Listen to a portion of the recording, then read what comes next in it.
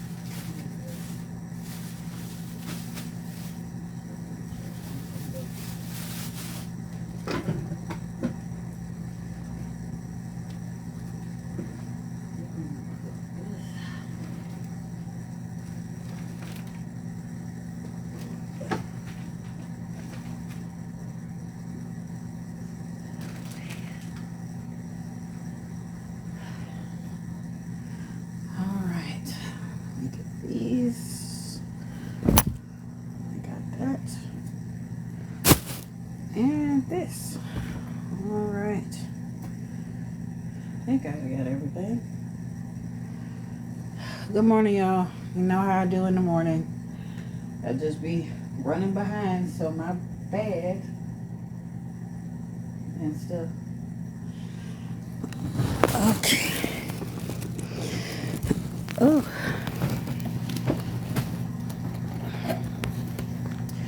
Okay, so thank you for the likes. I'm not sure who did it, but thank you. And likes.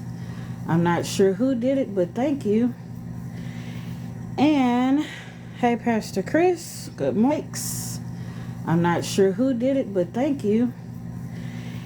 And hey, Pastor Chris, good morning.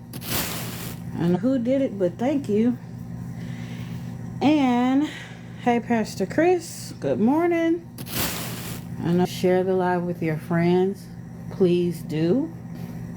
If they want to go through the Bible. Basically what I'm doing is I'm going to go through the whole Bible. You know, unless on here. Now, I don't know. You know, if TikTok gets shut down because of the prayers or whatever, the new one, or whoever, then, you know, I'll have to use one of my other social media platforms to continue. But my goal is to go through the whole Bible online. And also, if you can get the likes up, we would like to get it to at least 1,000 starting off, and then later on, if you can move it up to more than that, that's wondrous. But yeah, the study of Exodus has been pretty cool because we are dealing with the Israelites, well, the descendants of within the Israelite tribes, right? Because this is mostly about the story of Moses that we're getting into. We learn a few things about Moses. Moses comes from the Levite line. Both of his parents do. His father is a priest. His name is Amram. We learn that Amram actually marries his auntie. Anyway. This was during a time where the Pharaoh at the time was in fear of the Israelites possibly joining another group to overtake Egypt, and because of that he chose to oppress them really badly. And so Moses' story intertwines with that. You know, he was adopted by an Egyptian princess. He was raised by his mother. Well, we know he was weaned by his mother for sure for at least 3 months, but from what we read, She could have had him up to the age of 5. So it's possible that he knew who his mother was, or had some type of recollection of who she was. But it doesn't really say that, right? It does say that the mother did present him to the princess and she raised him as her own child. And then he grew up, and then there were occurrences that happened where he ended up going outside, and he saw that this Egyptian was oppressing this Hebrew person, one of the slaves, and he unalived him and he ran. He ended up meeting Jethro's daughters at this well, and he kind of saved them from what was going on. And Jethro ended up allowing Moses to marry one of his daughters, and then he had kids and all this good business. So we're just going to continue with the story. I do not understand. I do understand. I know what the reason is. It's annoying. I really dislike the fact that my phone acts weird like this when it comes to my camera. And even if I flip the camera, it's still gonna give me a problem. I don't understand that. Okay. All right, so we're gonna go ahead and get started with Exodus chapter 8. I do read from the King James, but you can read from whatever version you like. If you need a version, ESV is pretty cool because it's kind of straightforward. And it's a little more up to date as far as the verbiage that is used.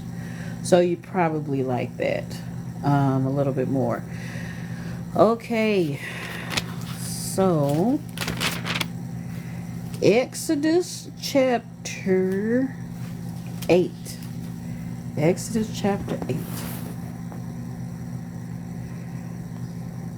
Okay. Thank you, Pastor Chris. I appreciate that. Okay. It says, "And the Lord spake unto Moses, Go unto the Pharaoh, and say to him, Thus saith the Lord, Let my people go, that they may serve me. And if thou refuse to let them go, behold, I will smite all of thy borders with frogs." Now, before we get started too, Moses has met his brother Aaron. God had told Moses what the plan was going to be. Moses kept declining, like, "No, Lord, I'm not that person. I don't speak well." God got agitated and was like, "Look, I will tell you what to say. Matter of fact, your brother's going to be your mouthpiece, and I will be with your mouth and his mouth, and y'all going to do what I say do." He told Moses these different signs that he was going to be able to do, and that he was going to perform them for the Pharaoh. I thought the whole time Moses was the one who actually performed the signs and wonders in front of Pharaoh. And then come to find out, the first time it was done in front of Pharaoh, Aaron was the one who did it.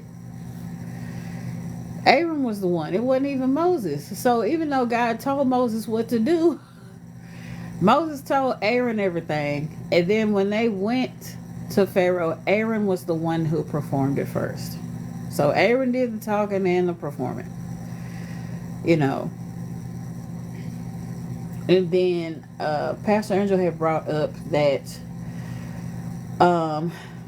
he saw the miracles, but also he wasn't really moved by it because, he paid people to do these same miracles.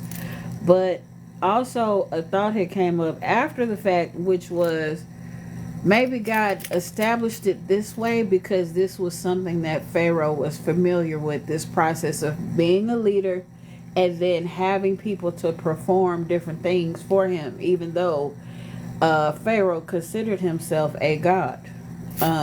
So it makes sense why God would make Moses a god to Pharaoh so that they would be on equal footing. you know, so that way Pharaoh could see him as his equal and not somebody lesser. Um, I'm trying to think, was there any other thought or points? Let me see. I'm trying to think. I think that's what's the name of this Pharaoh? Heart is okay. So Pharaoh did harden his heart. Pharaoh was the one who actually hardened his heart after this, which God said would happen. Um, let's say the show so that I have seen the answer, let my people go. Moses told him, let his people go in chapter 7. And if he didn't, then the fish. Okay, so then we started getting into the plague. So he was like, if you don't let my people go, then the water's going to turn to blood. This is where the fish that was in the river shall die, and the river's going to stink, and Egypt shall loathe to drink of the water. And that's basically what happened. That was the first plague that actually happened. And then after that, the magicians actually showed that they could do the same type of sign, the same type of plague. And so Pharaoh was like, whatever, if my people can do it too, then this ain't that serious. And he went back into his house. Hold on. And he didn't pay attention to it at all. Okay. I think we're caught up now. I think we are. Okay, so back to where I was. It said, and the Lord spake to Moses, go unto Pharaoh and say unto him, thus go unto Pharaoh and say unto him, thus saith the Lord, let my people go that they may serve me.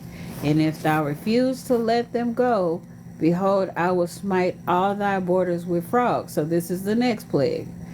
And the river shall bring forth frogs abundantly, which shall go up and come into thine house, and into thy bedchamber, and upon thy bed, and into the house of thy servants, and upon the people, and into thine ovens. So even the places where they be cooking at. It said, then oven was made of an earthen pot, which was heated and placed in a hole dug in the ground.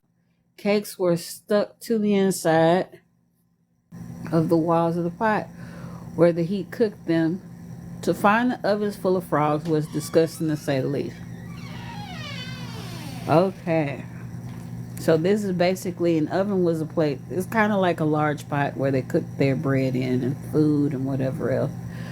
Okay. Where else did it say? Okay, and it said, and into thy kneading troughs, and the frogs shall come up both on thee and upon thy people and upon all thy servants. So it said that these frogs are going to be in everything that they have, on their bodies, everything. Hey, Pastor Danny. It's going to be on everything and everything. And so, and then after that, verse 5, it says, the Lord spake unto Moses, say unto Aaron, stretch forth thine hand with the rod over the streams, over the rivers, and over the ponds, and cause frogs to come up upon the land. So now you see where the Lord is telling Moses to tell Aaron to stretch forth his hand with the rod. So Aaron actually had the rod at this point. Verse 6, it says, Aaron stretched out his hand over the waters of Egypt, and the frogs came up and covered the land of Egypt. It says, and the magicians did so with their enchantments, and brought up frogs upon the land of Egypt. So the magicians that he had did the exact same thing that Aaron did. Okay, so verse 8, Pharaoh called for Moses and Aaron and said, entreat the Lord that he may take away the frogs from me and from my people, and I will let the people go that they may do sacrifice unto the Lord. So even though the magicians, this time around, even though the magicians were able to mimic what was done, Obviously, this was a bother to him because he actually asked them to talk to their God for him. So they basically had to pray for their enemy. This is like a pray for your enemy type situation. So um, there was another story where this happened, but honestly, that story, it was Abraham's fault because Abraham lied. You don't believe in. Now you asking somebody to go talk to him for you so that this plague could be removed. That was interesting. Good morning. I can't hear nothing. Maybe if I hope I don't have my. You can hear me? Yes. I was in another room. That's cool. Okay. All right, I'm gonna go on mute. All righty. Okay. All righty.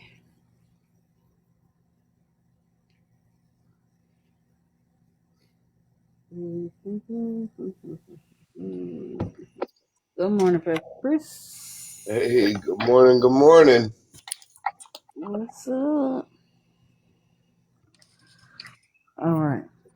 So let's move forwards. So Pharaoh called for Moses and Aaron and said, entreat the Lord that he may take away the frogs from me and from my people, and I will let the people go that they may do sacrifice unto the Lord. Moses said unto Pharaoh, glory over me, glory over me. When shall I entreat for thee and for thy servants and for thy people to destroy the frogs from thee and thy houses, that they may remain in the river only? Hold on. So basically, he asked him, when did he want everything to be resolved? And he said tomorrow. I'm confused as to why he said tomorrow. Why? Okay, sometimes I don't understand the decisions people be making, but I mean, honestly, the decisions we be making today don't make sense either sometimes. So I guess this is just one of those things. So Pharaoh says tomorrow, this verse 10, and he said, be it according to thy word, that thou mayest know that there is none like unto the Lord our God. Okay, verse 11, and the frogs shall depart from thee, and from thy house, and from thy servants, and from thy people, and they shall remain in the river only. All right, verse 12, this is the fourth miracle, and Pharaoh's still going to harden his heart again. So verse 12, it says, Moses and Aaron went out from Pharaoh, and Moses cried to the Lord, and because of the frogs which he had brought against Pharaoh. And the Lord did according to the word of Moses, and the frogs died out of the houses, out of the villages, and out of the fields. And they gathered them together upon heaps, and the land stank. But when Pharaoh saw that there was respite, what does that mean? What is respite? Relief. Okay, great. Thank you. And let's see. He hardened his heart and hearkened not unto them as the Lord had said. So this is another time where Pharaoh hardened his heart. Verse 16. Good morning, Miss Betty. And the Lord said unto Moses, say unto Aaron, stretch out the rod and smite the dust of the land, that it may become lice throughout the land of Egypt. They're saying perhaps it was something called mosquito goat. This was a creation of millions of gnats out of dust. Besides this insect, many other kinds are also included. The plague showed the utter helplessness of the insect god to protect Egypt. So apparently there was an insect god they also worshipped. Anyway, real interesting stuff. Okay, so Can you hear me? what's up?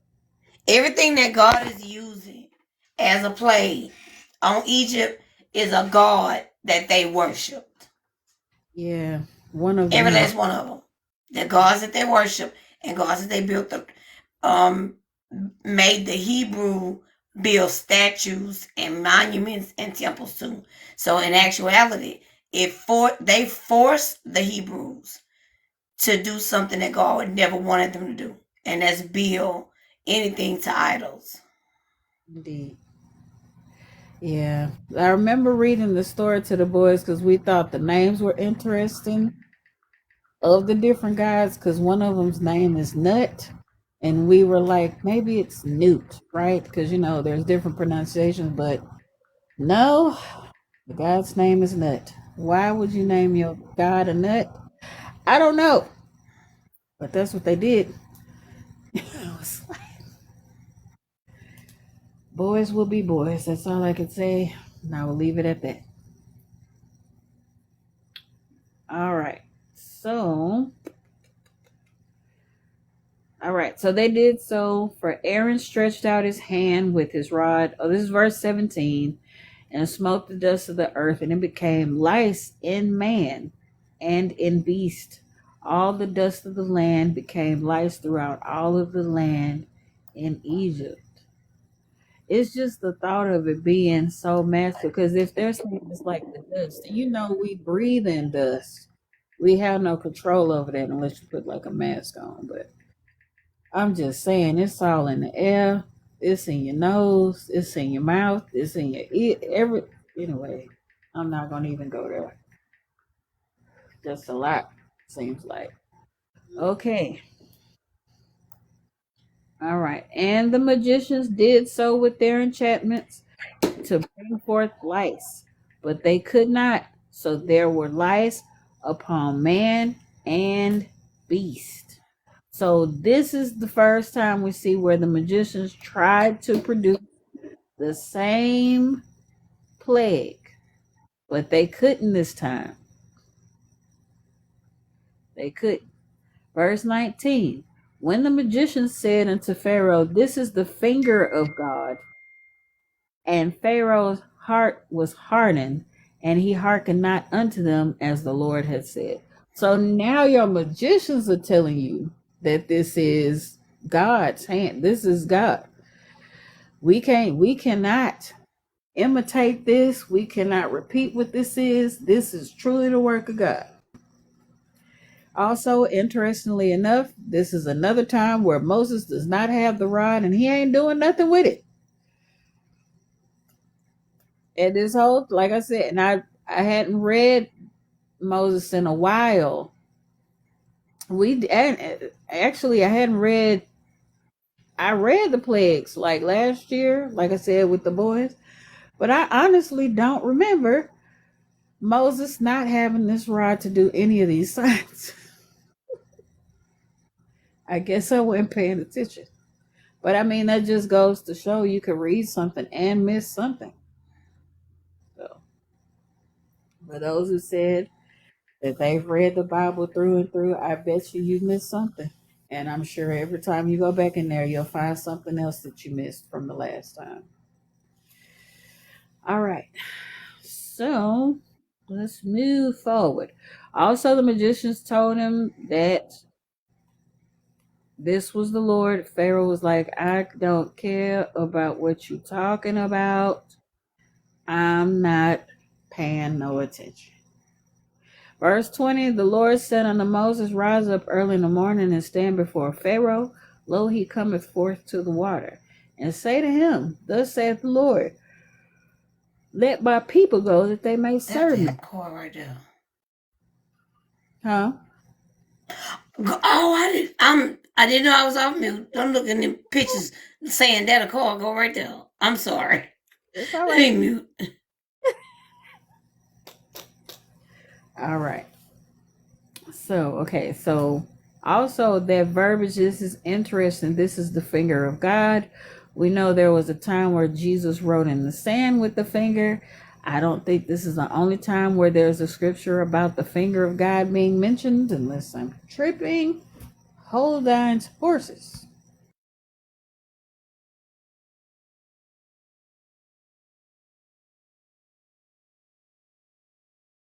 Did she say hold on horses? Like telling us to hold on. She said, "Hold thine horses."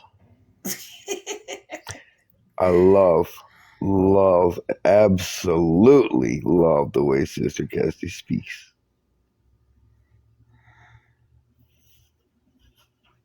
Right. So I was right on that. So you got in the Old Testament for what it's saying. Hold on, let me fix that. I don't know why I broke my internet connection today. Okay, so the finger of God, from what I read, is mentioned about 4 times in the Bible. 3 times in the Old Testament, 1 time in the New. Are y'all able to hear me pretty well still? Yeah, we're hearing you just fine. Okay, because for some reason it's saying no connection, which is weird. Okay,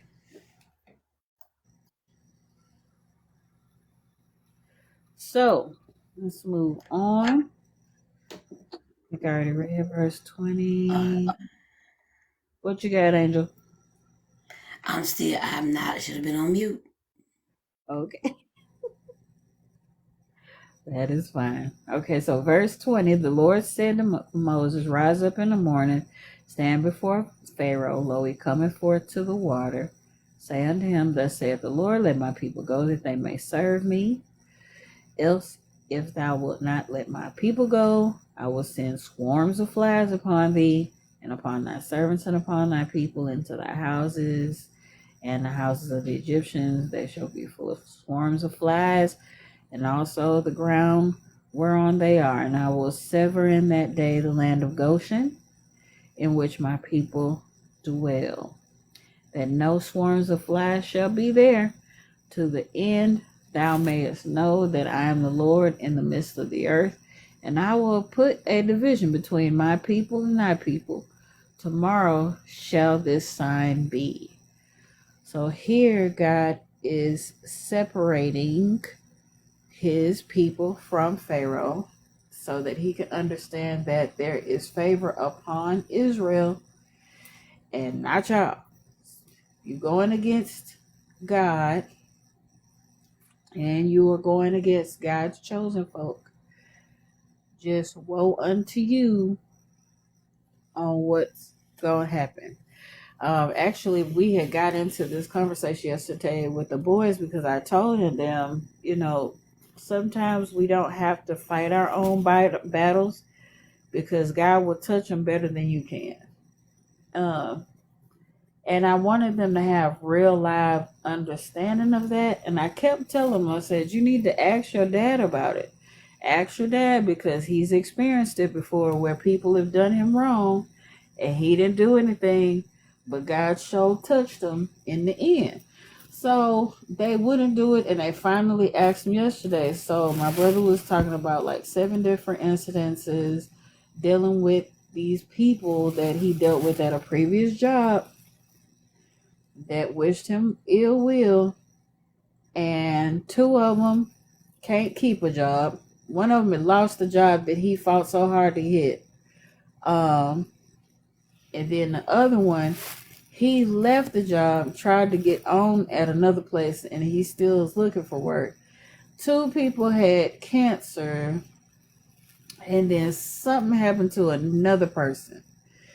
And then, of course, I brought up Wendy Williams. They were like, who is that? So then I showed them the video of what Wendy Williams said about this woman, the response of the woman, and then after the fact, what Wendy was going through. Now, don't get me wrong. I do understand that she had some addictive issues going on and all of that.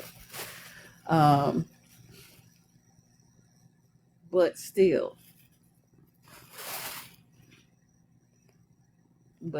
Now, granted, the things that Tabitha did say to her did come true. She does have people around her that truly love her and are loving her in the time of her storm. They really are. It's just unfortunate that she's at the place that she's at, you know. Okay, now let's move on.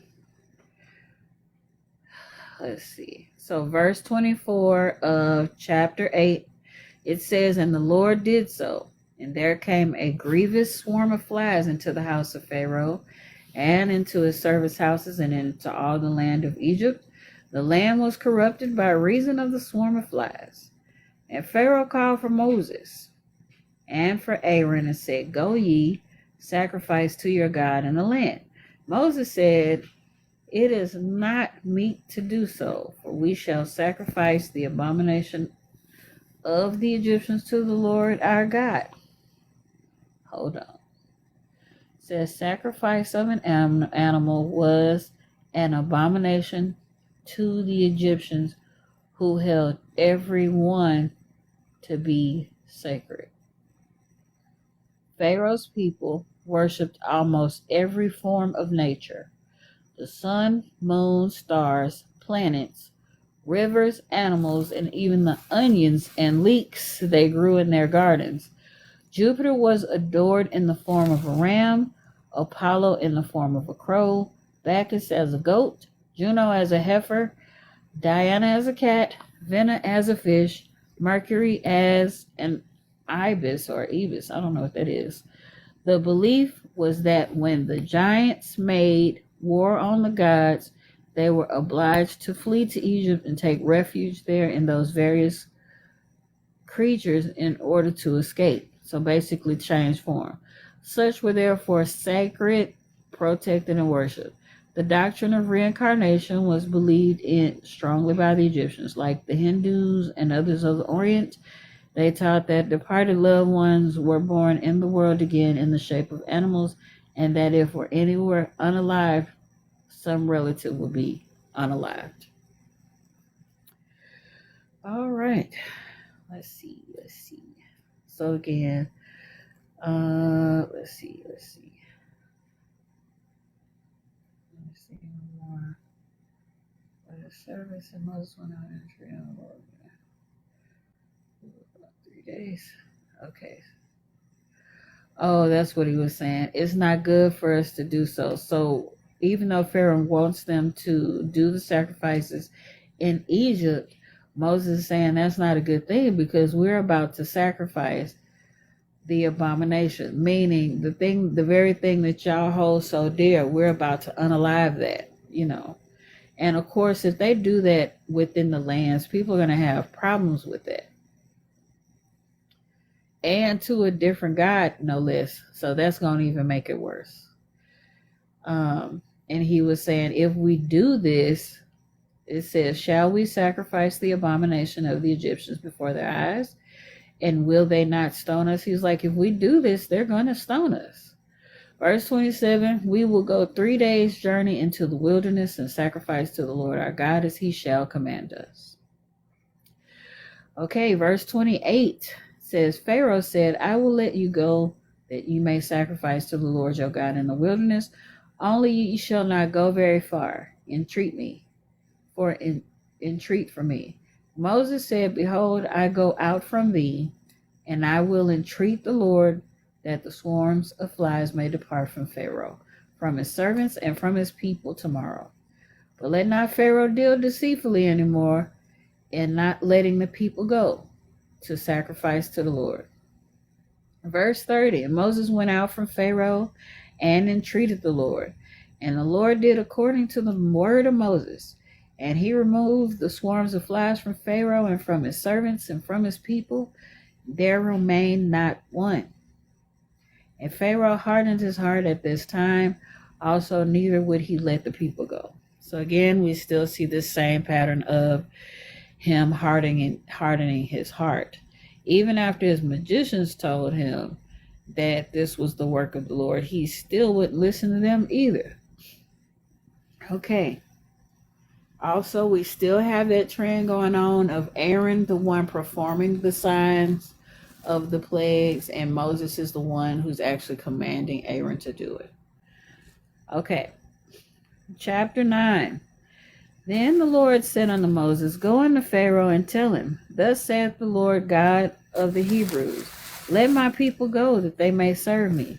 For if thou refuse to let them go, and wilt hold them still, behold, the hand of the Lord is upon thy cattle, which is in the field, upon the horses, and upon the asses, and upon the camels, upon the oxen, and upon the sheep, there shall be a very grievous murrain. Let me see. Just grievous plague, basically. That's what it means. Okay. Verse 4 of Exodus chapter 9, it says, And the Lord shall sever between the cattle of Israel and the cattle of Egypt, and there shall nothing die of all that is the children of Israel. And the Lord appointed a set time, saying, Tomorrow the Lord shall do this thing in the land. And the Lord did that thing on the morrow, and all of the cattle of Egypt unalived, but the cattle of the children of Israel unalived not. Not one of them did. And Pharaoh sent, and behold, there was not one of the cattle of the Israelites unalive. And the heart of Pharaoh was hardened, and he did not let the people go. And the Lord said unto Moses and unto Aaron, Take your handfuls of ashes of the furnace, and let Moses sprinkle it towards the heaven in the sight of Pharaoh. And it became small dust in the land of Egypt, and shall be a boil breaking forth with blains upon man. These words is interesting. So blains, wait. Blains is pustules, eruptions. Ugh, Basically, their skin was going to boil and start pussing and popping. And this is gross. Oh my gosh. This is not good for them. And they just, ooh, and they keep playing with God. Why they keep. That's what I'm saying. Pharaoh is stubborn little boy going on up in here. I'm telling you, this is not what's up. Okay, so they took the ashes of the furnace, stood before Pharaoh, and Moses sprinkled it up towards heaven, and it became a boil breaking forth with blains upon man and upon beasts. So boils, exploding boils. That sounds so gross. Okay. Good morning, Cindy. Good morning. All right. Now, what happened with the magicians? Let's look at it. Verse 11, and the magicians could not stand before Moses because of the boils. For the boil was upon the magicians and upon all of the Egyptians. And the Lord hardened the heart of Pharaoh, and he hearkened not unto them as the Lord had spoken unto Moses. So now we get to the first account of the Lord hardening Pharaoh's heart this time. So the first few times it was Pharaoh. This time, God, being the best supporter that he is, hardened it for him. And I was talking to the boys about this yesterday. Because we started looking at the parables yesterday. This is a running thing. People have a hard time dealing with it. Who was about to say something? Oh, I got my mic off. Just wait until you're done talking. Okay, go ahead. The Lord hardened the heart of Pharaoh. You said this is the first time we see the Lord hardening the heart of Pharaoh. And since it's the Lord doing it, now do we see what's happening? Now Pharaoh's not even speaking to his magicians. Right. Yep. Because his magicians actually were the ones that told him. They started believing. They believed like a couple of miracles ago that this was God doing all this. And they were like, Pharaoh's like, I'm not trying to hit it. So you're absolutely right. He stopped dealing with them. Let me see. What's that? Rise up early in the morning. Hold on.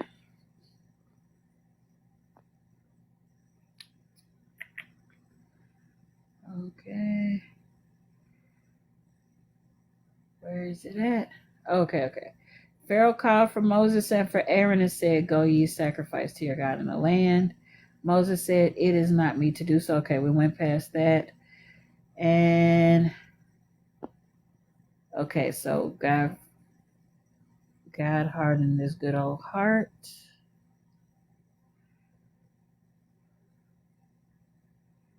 Okay, so now we're on chapter 9. It says, "Then the Lord said unto Moses, Go in unto Pharaoh, and tell him, Thus saith the Lord God of the Hebrews, Let my people go. Thus saith the Lord, Let my people go, that they may serve me. For if thou refuse to let them go, and wilt hold them still, behold, the hand of the Lord is upon thy cattle, which is in the field, upon the horses, upon the asses, and upon the..." I already read all that.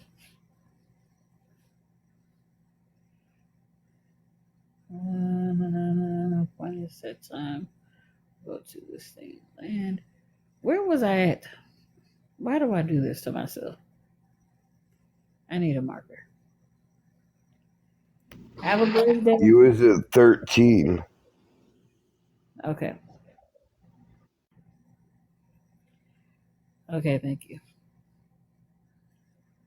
All right, for at this time, okay, so 13, "And the Lord said unto Moses, Rise up early in the morning, and stand before Pharaoh. Say unto him, Thus saith the Lord God of the Hebrews, Let my people go, that they may serve me.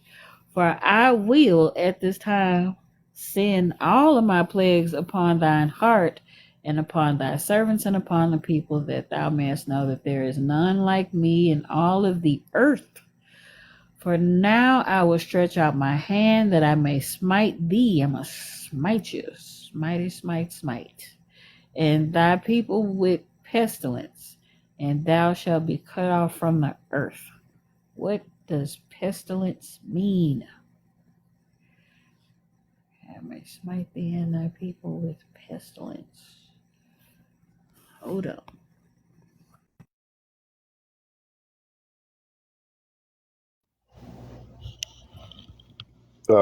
Pestilence just basically means plague, a sense of destroying. Yeah. I just saw something that said bubonic plague. I was like, what is bubonic plague? Well, I think nowadays they use During our great grandparents' lifetime, that's what they call it, the bubonic plague. right. Because some of those, you have to remember, some of those diseases that they had back then, like they were around for a long time. Like I think we had a leprosy camp in Louisiana all the way up until probably the early 2000s. Okay. We had a place where people would go if they had leprosy up until the early 2000s, and they shut it down. Now what they did with the people, I don't know. I just know that they shut it down. Okay. So basically, they're just going to get some type of plague, but we don't. I'm sure the Bible's going to explain what it is in a second. Whew. Hold on one second, y'all.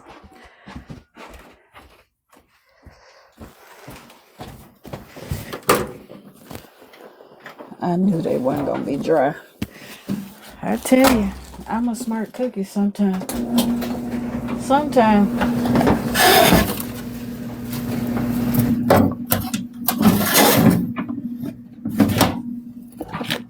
Okay.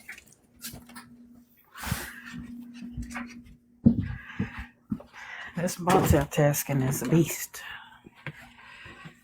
I'm trash at it, by the way.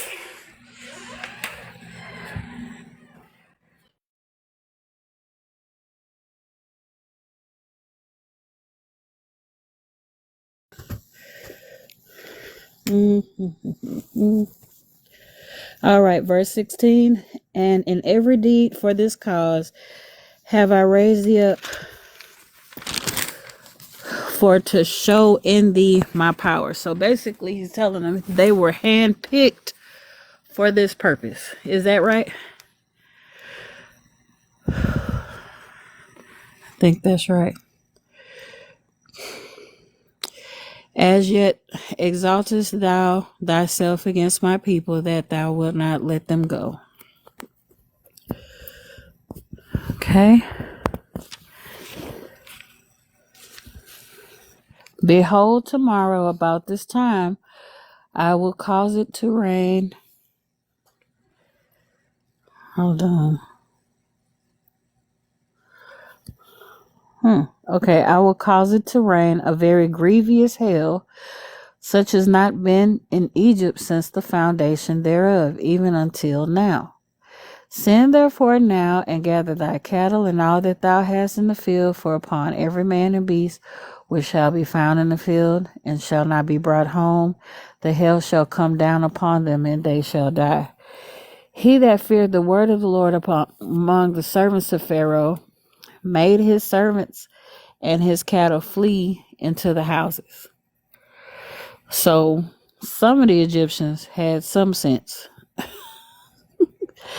And he that regarded not the word of the Lord left his servants and his cattle in the field. And that's basically what's happening today. Even though we have all of these testimonies of what God has done for people, and these folks actually see the works of God, they see it and they choose to still deny it. And they are reaping the repercussions of those decisions even on earth. Of course, in the end, that's going to happen. But even now, on earth, some are reaping the repercussions of their decisions now. Okay, so verse 20, he that feared the word of the Lord among the servants of Pharaoh made his servants and his cattle flee into the houses. And he that regarded not the word of the Lord left his servants and his cattle in the field. Verse 22, and the Lord said unto Moses, stretch forth thine hand towards heaven, that there may be hail in all the land of Egypt, and upon beasts and upon every herb of the field throughout the land of Egypt. And so now we see where Moses has the rod this time. It says, Moses stretched forth his rod toward heaven, and the Lord sent thunder and hail. And the fire ran along the ground, and the Lord rained hail upon the land of Egypt. So there was hail and fire mingled with the hail, very grievous, such as there was none like it in all the land of Egypt since it became a nation. And the hail smote throughout all the land of Egypt, all that was in the field, both man and beast. And the hail smote every herb of the field and brake every tree of the field. Only in the land of Goshen, where the children of Israel were, was there no hail. Verse 27, and Pharaoh sent and called for Moses and Aaron and said to them, I have sinned this time, and the Lord is righteous, and I and my people are wicked. Entreat the Lord, for it is enough that there be no more mighty thunderings in hell, and I will let you go, and ye shall stay no longer. So basically in those verses, it sounds like Pharaoh had got the point, right? Because he said, I sinned this time. This time I've sinned. Oh my goodness. And it's not like they were using the cattle for food, because they worship the cattle. So the fact that God is literally unaliving these things that they worship, now all of a sudden he's like, oh, I didn't sin. Okay, so verse 28, entreat the Lord that there be no more mighty thunderings in hell, and I will let you go, and you will stay no longer. So this is another time where he's promised that he will let them go. Or wait, was this the first time? No, this ain't the first time he said that. I think this is maybe like the third time. All right. Verse 29. And Moses said unto him, as soon as I am gone out of the city, I will spread abroad my hands unto the Lord, and the thunder shall cease. Neither shall there be any more hail, that thou mayest know how that the earth is the Lord's. But as for thee and thy servants, I know that ye will not yet fear the Lord God. And the flax and the barley was smitten For the barley was in the ear, and the flax was boiled.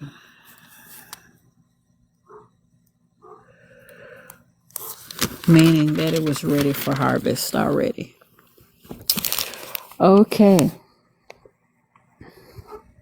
Verse 33, Moses went out of the city from Pharaoh and spread abroad his hands unto the Lord, and the thunders and hail ceased, and the rain was not poured upon the earth. And when Pharaoh saw that the rain and the hail and the thunders were ceased, he sinned yet more and hardened his heart, and he and his servants. Interesting. And the heart of Pharaoh was hardened, neither would he let the children of Israel go as the Lord had spoken by Moses. Chapter 10. And the Lord said unto Moses, Go in unto Pharaoh, for I have hardened his heart and the heart of his servants, that I might show these my signs before him. Ooh. And that thou mayest tell in the ears of thy son and of thy son's son what things I have wrought in Egypt, and my signs which I have done among them, that ye may know how that I am the Lord. And Moses and Aaron came in unto Pharaoh, and said unto him, Thus saith the Lord God of the Hebrews, How long wilt thou refuse to humble thyself before me? Let my people go, that they may serve me. Else if thou refuse to let my people go, behold, tomorrow I will bring the locusts into thy coasts. It says, the common locust is said to multiply faster than almost anything else in creation. The most numerous armies of men are compared to locusts. The destructive locusts, described larger than the ordinary grasshopper, have a large mouth opening with 4 incisive teeth in its 2 jaws, which can cut like scissors.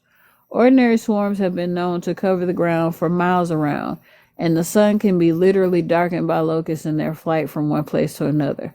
And the noise of their flight is like the rattling of hailstones. The consequences are infinitely more destructive, however. They light on fields, form a bed of 6 to 8 inches thick. As to their eating, the noise they make in browsing can be heard at a great distance. They completely consume all plant life, including the leaves of trees. They destroy even faster than fire, and there is not the slightest trace of vegetation left after they depart from a place. One can see from this what the supernatural plague on the Egyptians must have been. Psalm 78:46, verse 46 speaks of this plague, showing that God also gave their increase unto the caterpillar and their labor unto the locust. Okay, let me get back to where I was. Okay, verse 5 of chapter 10, it says, They shall cover the face of the earth, that one cannot be able to see the earth. So it's going to be so thick with locusts, you won't even be able to see the earth. And they shall eat the residue of that which is escaped, which remaineth unto you from the hail. And shall eat every tree which groweth for you out of the field. And they shall fill thy houses, and the houses of all thy servants, and the houses of all the Egyptians, which neither thy fathers nor thy fathers' fathers have seen since the days that they were upon the earth unto this day. And he turned himself and went out from Pharaoh. And Pharaoh's servant said unto him, How long shall this man be a snare unto us? Let the men go, that they may serve the Lord their God. Knowest thou not yet that Egypt is destroyed? He's like, you need to let these people go. Like, do you not understand that our place is messed up behind these people? So how long are you going to keep on dealing with this, basically? Let them people get up out of here so they can serve their God like he been asking. He's like, honestly, I don't even think that's a hard ask. I mean, that's an easy ask. They just want to go serve their God. That's it. I'm just saying they need to come up out of here. I'm sure that conversation was long, and I'm sure Pharaoh was just sitting there like, I don't care what you're talking about. They don't run nothing. I'm the one. It's me. I'm the God. But I'm like, You ain't doing nothing, no, Pharaoh. I'm just saying. We know this God is real. He's performing stuff we can't even perform. Our magicians aren't meeting up to the standards no more. Y'all need to let them out of here. Okay. So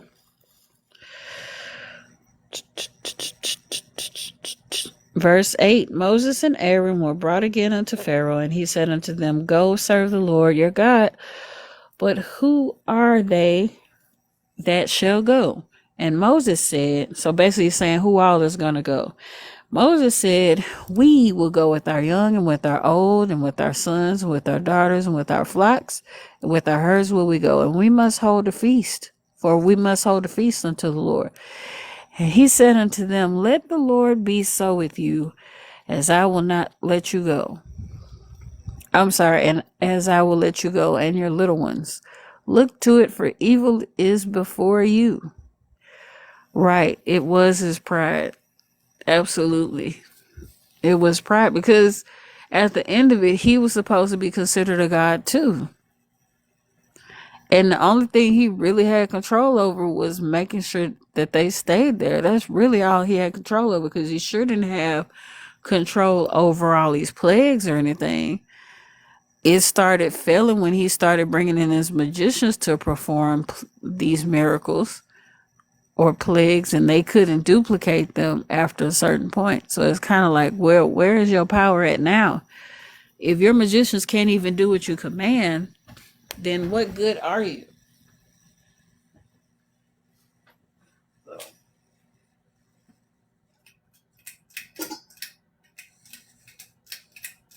Okay.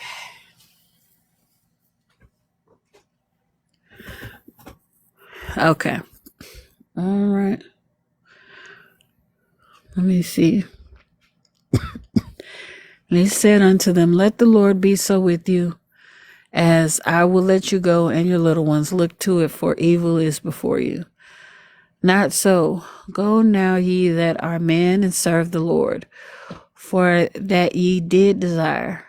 And they were driven out from Pharaoh's presence. So this time they were driven out. They were driven out. And this was after they were brought back. So Moses and them walked out. He had a conversation with his servants, and they were like, You need to let this man get up out of here because their God is tearing our place up. Pharaoh brought them back in. They had a conversation, and this time Moses didn't get to walk out. He was driven out, basically pushed out. Okay, verse 12. And the Lord said unto Moses, Stretch out thine hand over the land of Egypt for the locusts, that they may come upon the land of Egypt, and eat every herb of the land, even all that the hail hath left. And Moses stretched forth his rod over the land of Egypt, and the Lord brought an east wind upon the land all that day and all that night. And when it was morning, the east wind brought the locusts. And the locusts went up over all the land of Egypt, and rested in all the coasts of Egypt. Very grievous were they. Before them there were no such locusts as they, neither after them shall there be such. For they covered the face of the whole earth, so that the land was darkened, and that they did eat every herb of the land, and all the fruit of the trees which the hail had left. And there remained not any green thing in the trees or in the herbs of the field through all of the land of Egypt. I'm trying to, something had popped up on a thought though. Let me see. This east wind, is the east wind the one that's the destruction? Because I know, isn't it four winds and then one of them's like, it gets held back from destroying? Yep, I was just about to say that with Job. Yep. What was it that the east wind destroyed the Jobs? What was it? I cannot remember. Hold on.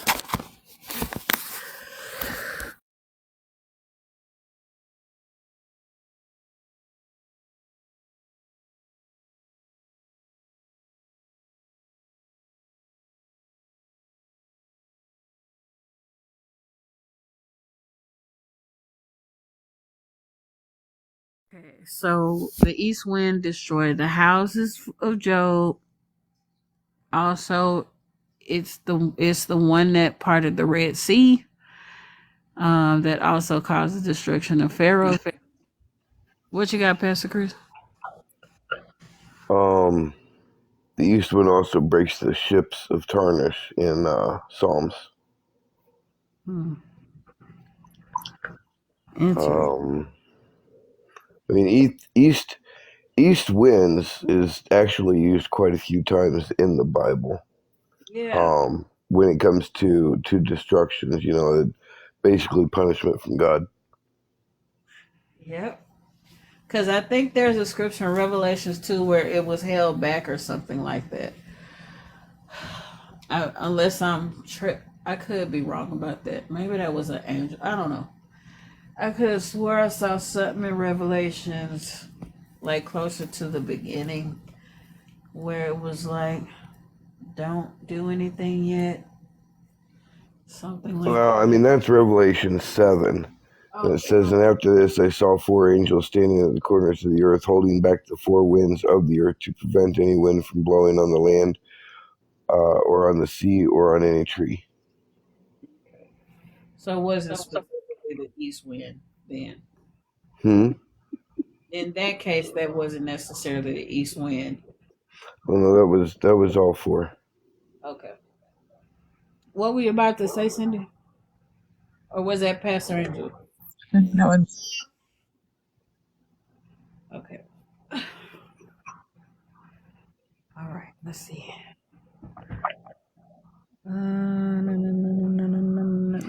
Winds would probably be a good study because there's quite a few places where it talks about the east wind and also all 4 winds of heaven. So I mean, if you want to put that down as a side note, that could be a pretty neat study to look into also. I like it. I like a side quest. I'm here for that. Okay.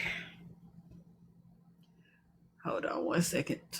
Still multitasking, even though I'm not, because I'm not good at it. Anywho.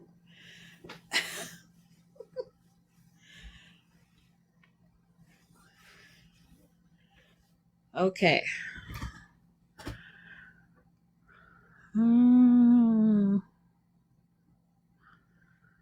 Right. Especially when it comes to winds, especially when it talks about people being swayed by every wind of doctrine. Yes, you're right about that. That is true. Let me see.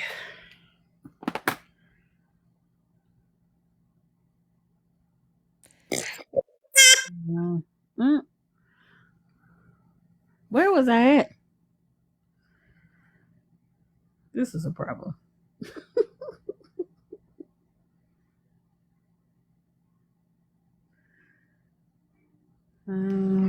You were in the Bible.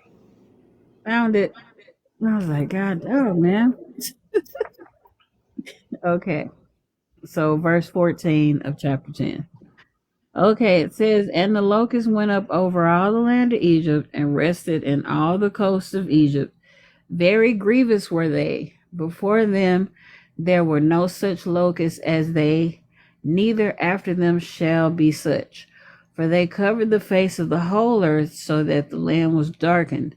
And they did eat every herb of the land and all the fruit of the trees which the hail had left, and there remained not any green thing in the trees or in the herbs of the field through all the lands of Egypt.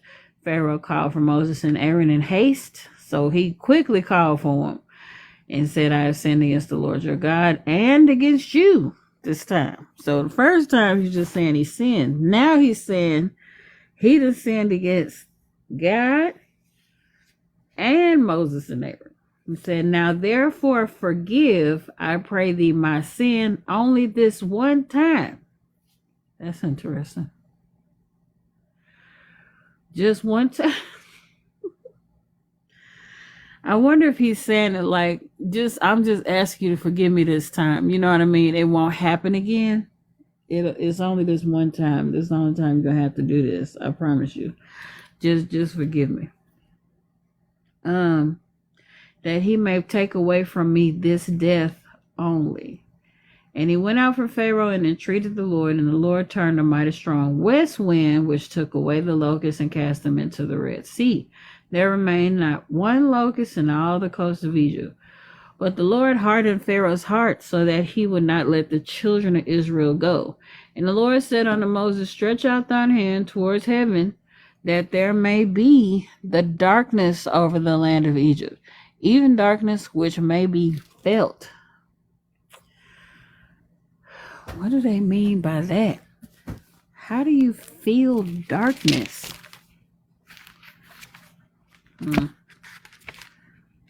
Hold on. Let me see. I heard somebody say like I've seen it in like movies where like they throw somebody into a pit or something like that, but they say that darkness was so dark and lonely, like it's depressing. Like it's dark for a long period of time. You get sad, you get anxious because like some depending on how dark it is, especially the darkest when you see your hand in front of your face. That can physically, because we thrive in the sun, we survive off the sunlight and all that kind of stuff. So to be in the darkness for however many period of time, that could physically cause restraint on you, mentally, physically. So they probably could feel how dark it is. I definitely understand the gist of it. We're talking about physically because I actually have had that experience before because I can't remember if it's San Marcos or San Antonio, but I want to say it was San Marcos, but there is a cave where you can go in there, and when they close you up in there, you cannot see nothing. You can put your hand right in front of your face and you will not see anything. It says here, go ahead. Says here, even darkness which may be felt. So if we look at the word darkness, right, we see, not only does it mean dark, but it also means, figuratively, it means dark literally. Figuratively, it means misery, destruction, death, ignorance, sorrow, wickedness. Okay. That definitely. Does that make sense? Because ignorance, we do use that phrase, saying, don't leave me in the dark, tell me what's going on. Right. Heard it in a while. I have heard it. So if we looked at it, and we used one of the definitions of it, right? Say, and the Lord said unto Moses, stretch out thy hand towards heaven, that there may be darkness. And we're going to use that in a literal sense, right? Over the land in Egypt, even even sorrow, which may be felt, or even wickedness, which may be felt, or even ignorance, which may be felt, even misery, which may be felt. Yeah. And you would be miserable if you can't go nowhere. Exactly. Would be agitated. Like, okay, take today's world. Let's take today's world. Okay. And the fact that we got to go to work and we got to drive everywhere for most of us to get to anywhere, even church included. And let's just say darkness decided, God was like, darkness, everybody, darkness. It's miserable having to do all that driving is what it is. Well, yeah, but you can't you can't see. What if you woke up and you couldn't see nothing? And this was everybody. You can't make no money. You can't deal with your kids. You can't even see to deal with your kids. You can't go outside because you don't know where you're going. You just can't do nothing. Right. Essentially, you wake up and you can't see nothing. That's going to leave a sense of helplessness in your heart. That's true. And right, Nurse Betty, depression is definitely for sure. Like throughout the day, I have to turn on the light. I can't sit in the dark for a long period of time. I would get depressed. Like sitting in the dark, seeing the same four walls, I can feel it like creeping up, and I'm like, turn the light on, turn on something, turn on the sun. Turn on the sun, flip out the shades, or we going to sit on the porch, something, because I can't sit in the dark, not in another moment. Yeah, I had the last dude that I dated. He loved to be in the dark. Like I did not I think understand. people like that are demons. This ain't no way. Roommate like that. One time I came in my dorm room. This baby, I don't know what she was going through. When I tell you, this baby was literally in the darkness in a panty and bra set, just sitting in this chair in the middle of the room, just looking. And I was like, Saying Beelzebub, what is happening? I am not. We are not doing that today. I just Okay. politely gone back out of my room. I just politely walked back out and went back outside because I was like, I don't know what's wrong. And I don't want to figure it out either. I don't want to figure it out. I don't know. She got something going on. She didn't even normally she would speak, but when I came in there that day, she wasn't talking to nothing. I was like, no, thank you. This is not for me. Mm-mm. Okay. Mm-mm.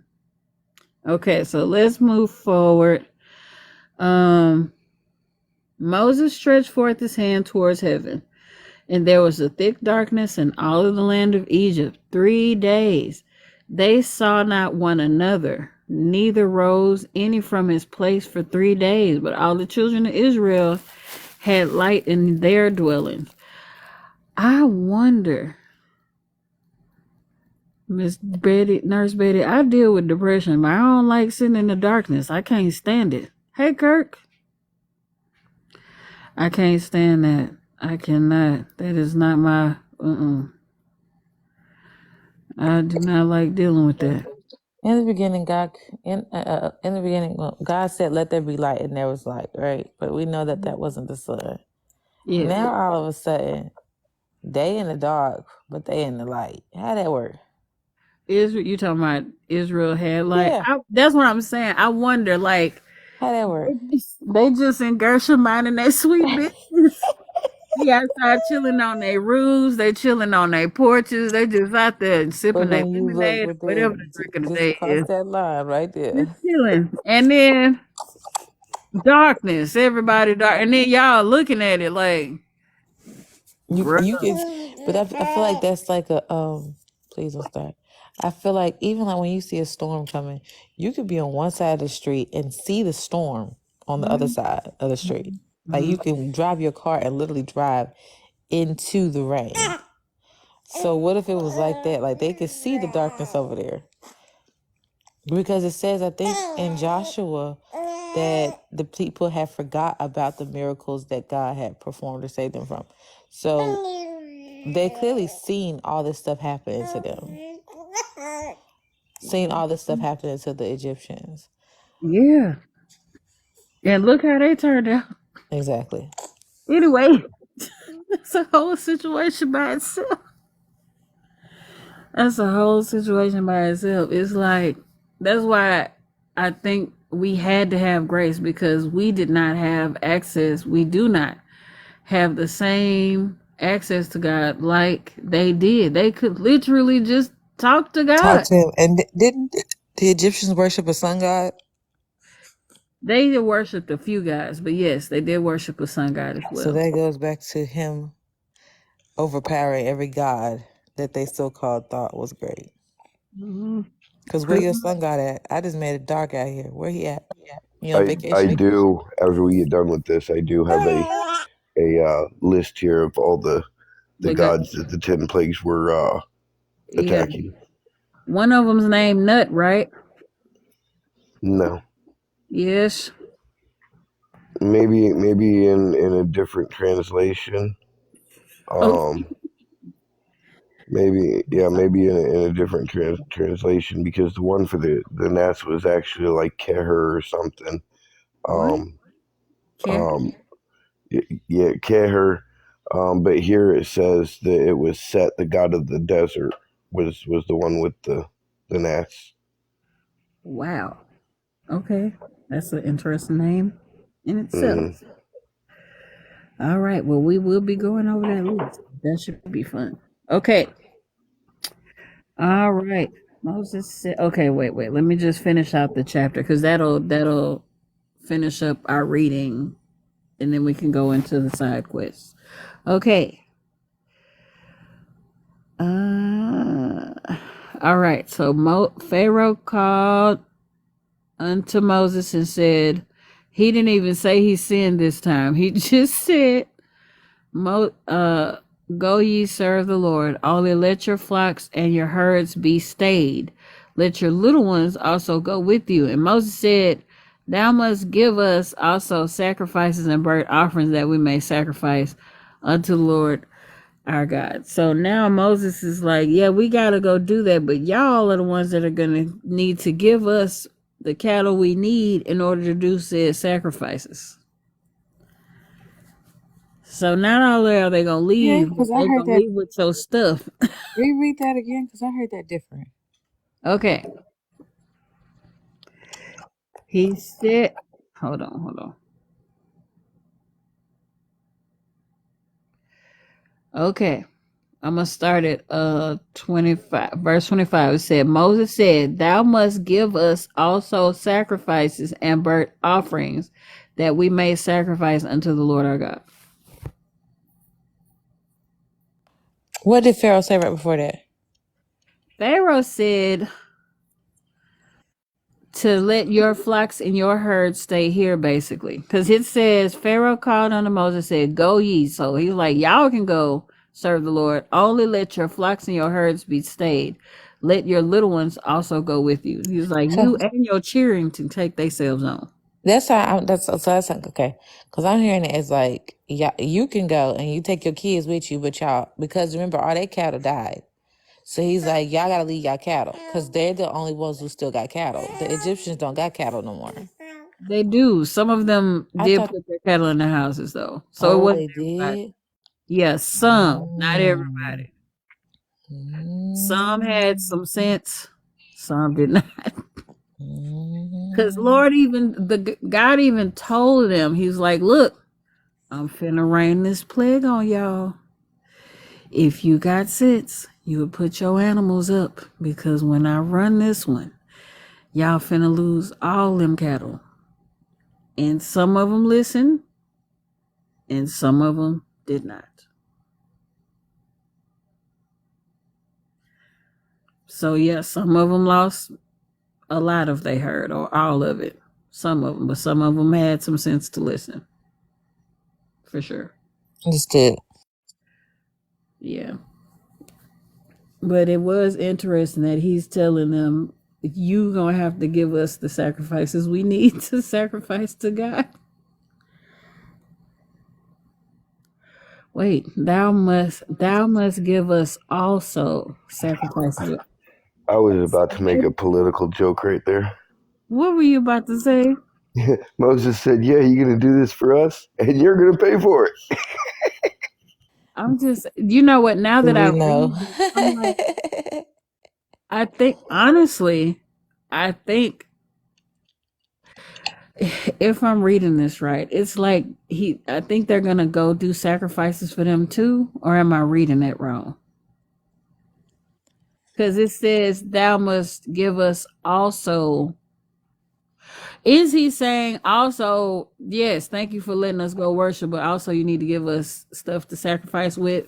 Or is he saying also you need to give us something so we can sacrifice for your behinds? I don't think they were sacrificing for them. Okay.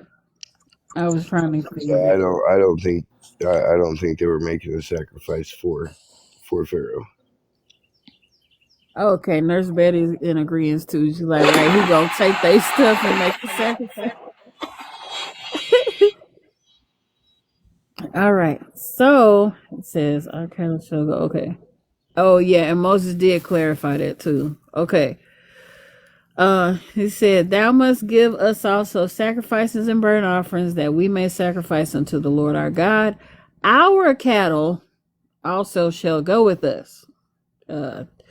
Basically he's saying we ain't leaving nothing. There shall not a hoof be left behind, for thereof must we take to serve the Lord our God, and we know not with what we must serve the Lord until we come thither. So he's like, I don't know what we're supposed to sacrifice with, but everything we got is coming with us, so that way we will have what we need in order to sacrifice when God tells us what he wants us to sacrifice. basically what he's saying. Verse 27, but the Lord hardened Pharaoh's heart, and he would not let them go. And Pharaoh said unto him, Get thee from me, take heed to thyself, see my face no more.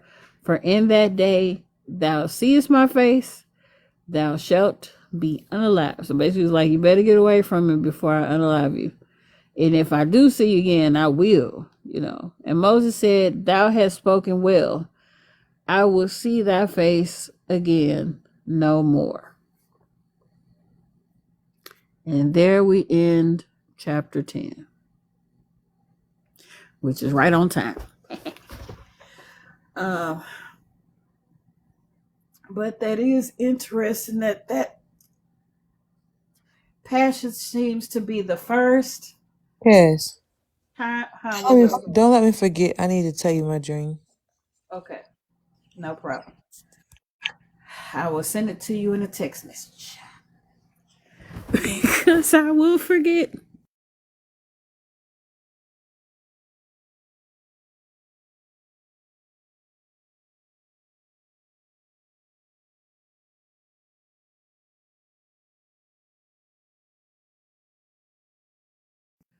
Okay, and I'm back.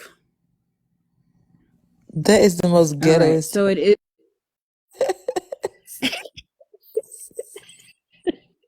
I thought I was gonna say, don't forget to tell me your dreams. Oh no, I cannot. we gotta keep it short for the Tic Tacs. So, it is interesting that this is the first time that we see that they are going to start taking things. Well, not taking, but receiving things where he's saying you're going to have to give us these sacrifices and stuff.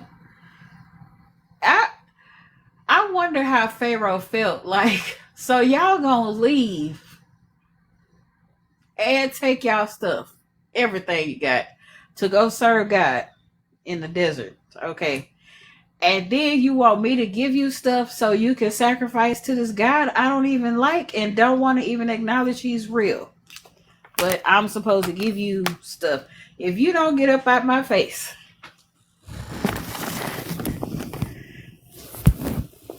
That's how I feel the conversation with it, But in whatever their language is. Okay. Now.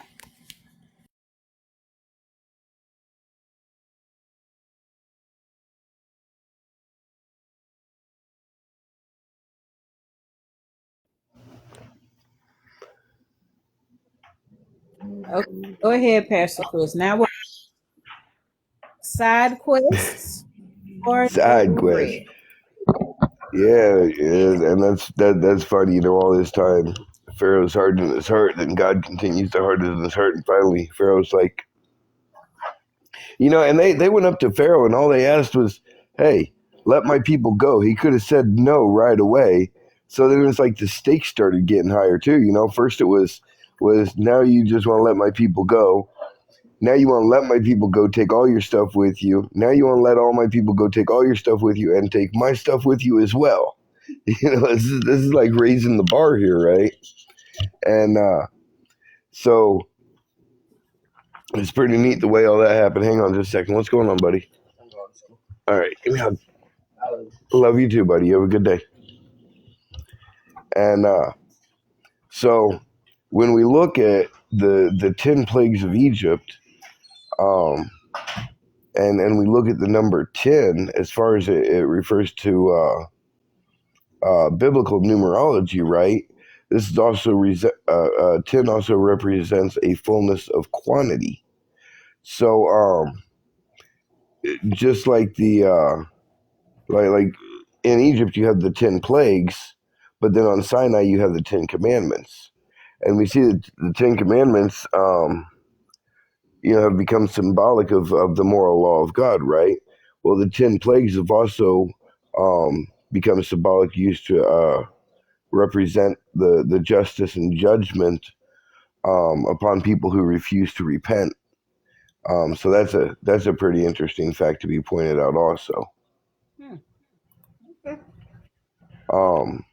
And if we're looking at the gods that that we look at, and that's the fifth plague right there.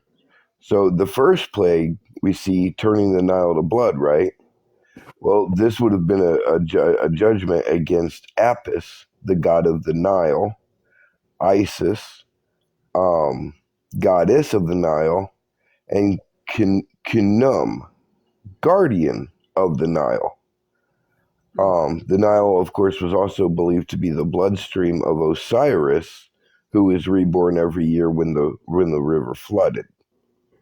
So the river formed a daily basis of life, and it was used to worship all these gods, but by it being turned to blood, that's basically God saying, "Hey, look, I'm the God you serve. I'm the God of it all." We see the second plague. Hold on, real quick, because you're on that plague. Also, Yeah, go I ahead. have something curious about it. A curious idea of why the Nile and why he turned the water into blood. It was to serve judgment on him unaliving all the babies in the Nile. Well, And now so all the babies that that could have he been also. unalived in the Nile is basically a reminder of the blood that was shed in that water. Mm-hmm. Could very well be. Yes, Lord, I like it. Mm-hmm. Absolutely. The second plague we see is frogs, right? And this was a judgment against, it's a goddess of birth called Hequet, Hequet, the frog-headed goddess of birth. Right, so see, because frogs were thought to be sacred also and not to be killed. God had the frogs invade every part, every home. That you see them in the ovens, you see them in their bread dough, the whole 9 yards. And when the frogs died, they're stinking, heaping piles throughout the land. They just stink. So this is God like saying, "Hey, I can control your gods, kill them, and then they're just gonna sit around and stink.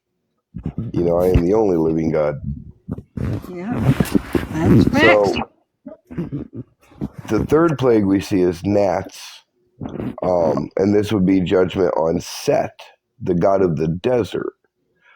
Now it makes note here that unlike the previous plagues, the magicians were unable to duplicate this one, and declared to Pharaoh that this is the finger of God.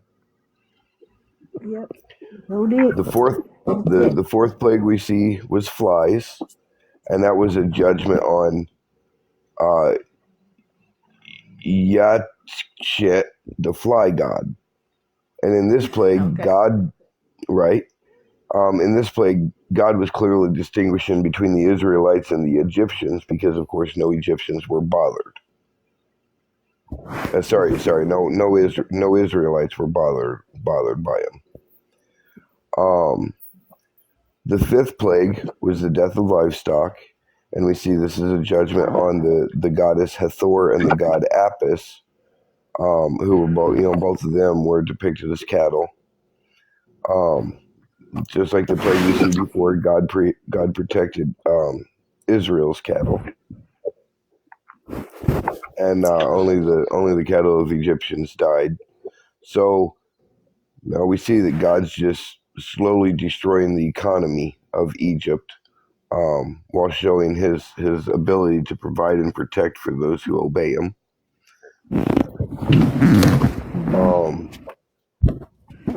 And of course, in Exodus 9 and 7, it was shown where Pharaoh even sent out investigators to find out if the Israelites were suffering along with the Egyptians. But of course they weren't, because the suffering comes from the hardness of the heart against the Israelites. So the sixth plague we see is boils, and this was judgment against many gods. There was Sekhmet, Snu, and Isis, and these were gods over health and disease. And the Bible, of course, said that the magicians could not stand before Moses because of the boils. So, making it clear here that the Pharaoh's people, religious leaders, them were powerless against the God of Israel.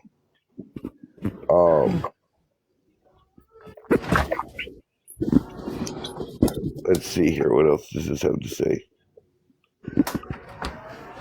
Okay, now we see the last three plagues are going to be more severe than the previous ones. To convince the Pharaoh that God convinced the Pharaoh that there is none like me on all the earth. In fact, Pharaoh was even told that he was placed in his position by God so that God could show his power and declare his name through the earth. And God warned Pharaoh to gather whatever cattle and crops remained from the previous plagues and to shelter them for the coming storm. And the Pharaoh's servants indeed heeded the warning in Exodus 9 and 20, while, and others did not. The seventh plague, hail, okay, this is the one you're looking for. The seventh plague, hail, attacked Nut, the sky goddess, Osiris, the crop fertility god, and Set, the storm god. So we see Osiris and Set before being defined as different gods also. So, they have multiple gods, and each god may rule one or two different things, but we have the one God that rules everything. And of course, we saw that the hail came with hail and fire mixed side by side, and everything was devastated by it. Once again, Israel was protected, and there was no hail damage in their land. I believe that was Goshen, right? Right. Yes. So before God brought the next plague, we see he tells Moses that the Israelites would be able to tell their children of the things that they'd seen God do in Egypt and how he showed God's power. So now we look at locusts. Again, locusts focus on Nut, Osiris, and Set. Anywho, sorry. This was so hard. Nut, Osiris, and Set. Right? My bad. Nut, Osiris, and Set. It seems like you see a main trinity going on right here. The latter crops, wheat and rye, or barley and whatever else was depicted, survived the hail. But now they survived the hail, but now they're devoured by the locusts. So once again, Egypt's done. And the ninth plague, darkness, was aimed at the sun god Ra, or Re, who was symbolized by Pharaoh himself. For 3 days, the land of Egypt was smothered and the unearthly darkness, but the homes of the Israelites still had light. Now we move on to the 10th plague. The 10th and last plague, the death of the firstborn males. This was a judgment on Isis. Isis was supposed to be the protector of children. In this plague, God was teaching the Israelites a deep spiritual lesson that pointed to Christ. Unlike the other plagues, which the Israelites survived by virtue of their identity as God's people, this plague required an act of faith by them. God commanded each family to take an unblemished male lamb and kill it. The blood of the lamb was to be smeared on the top of their doorways, and the lamb was to be roasted and eaten at night. The family that did not follow God's instruction would suffer the last plague.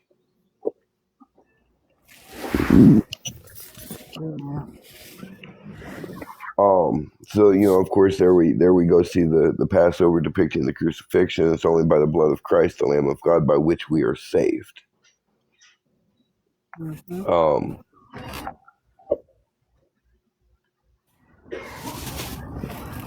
So I believe it was Egyptian and Israelite. The blood on the doorpost was the only thing that saved either of the groups. So this is teaching both Egypt and Israel a lesson. The entire lesson for all of them is you're only saved by the blood of the Lamb. And the lesson to the Israelites is not only are you only saved by the blood of the Lamb, but it's not the blood of your line.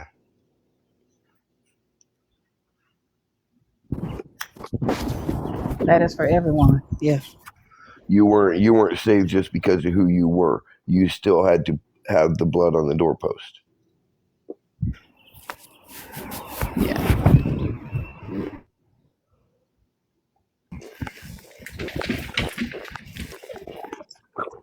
Yep, that's right. Go sit down. Sit. Good boy. And now of course we can also look at the 10 plagues of Egypt as in our hearts, right? I believe Sister Angel can expatiate a little bit on this when we talk about people having the spirit of Pharaoh, right? And keep getting that heart hardened and hardened and hardened. And the Holy Spirit is convicting you, but eventually, if you keep hardening your heart towards God, He's going to just harden it the rest of the way for you and turn you over to a reprobate mind.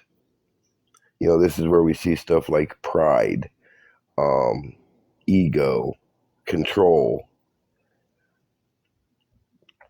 characteristics of this. You got the people that always got to be right, always got to be on top, always got to be in control of things. Hypocrisy.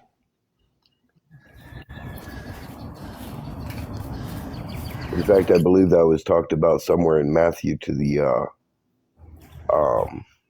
Pharisees also. About the Pharisees? Yeah, I think so.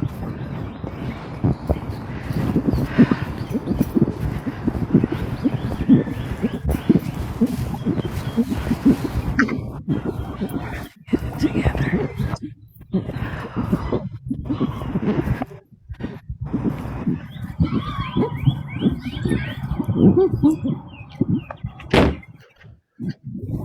All right. Sorry. No, you're good. This is that time where I'm leaving out. Okay.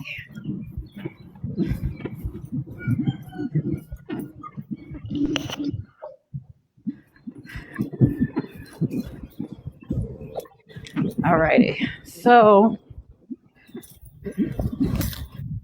my question is, I wonder what happened as to why Moses decided to go ahead and start utilizing the rod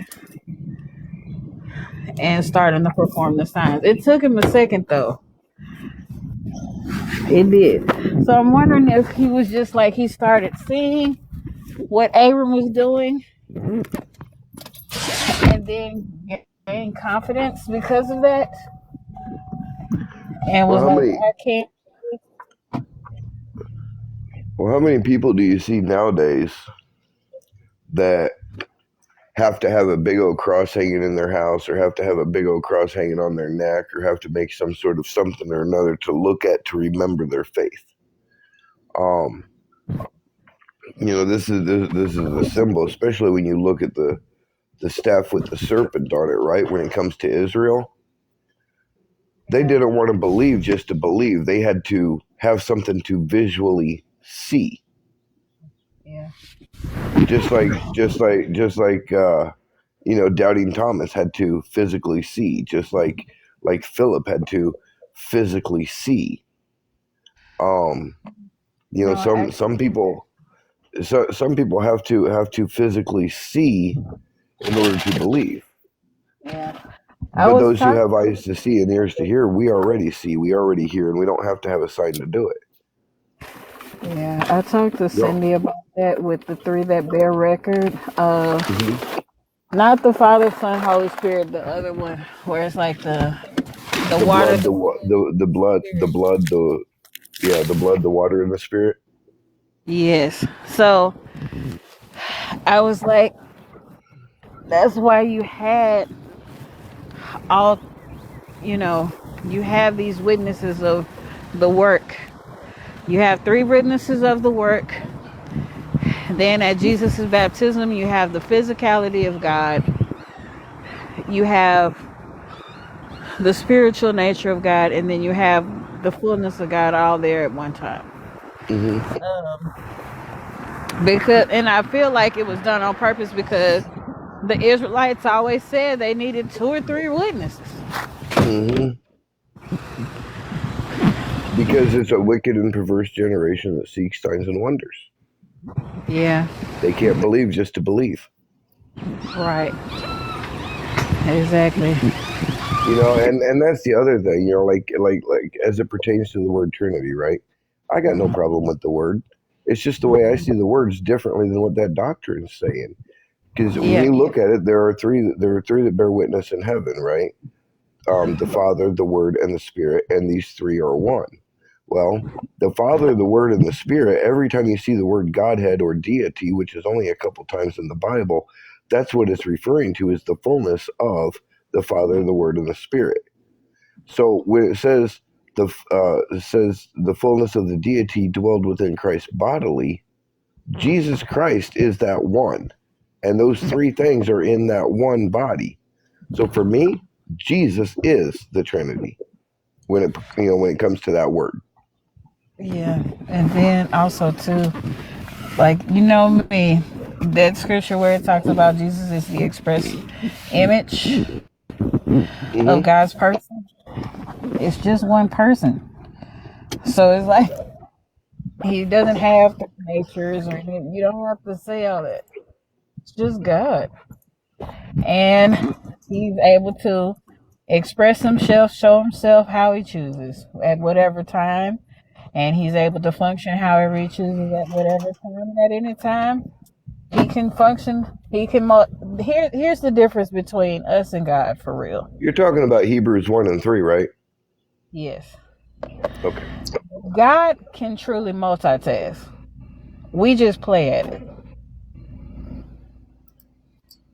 Absolutely. God is able to multitask for real. We just think we can. Just because I put on the washing machine does not mean that I can take a bath and cut the washing machine on at the same time. I can't do that for real. Okay, I can start the washing machine and then go take a bath, right? And then hmm I'll feel like I'm multitasking because my clothes are washing at the same time I'm bathing. But it was steps to that. Um, it's the same thing with putting on clothes, like Pastor Chris. Pastor Chris like coffee. He can start his coffee and then go put his clothes on. He I don't cannot. like. What are you talking about? I like coffee.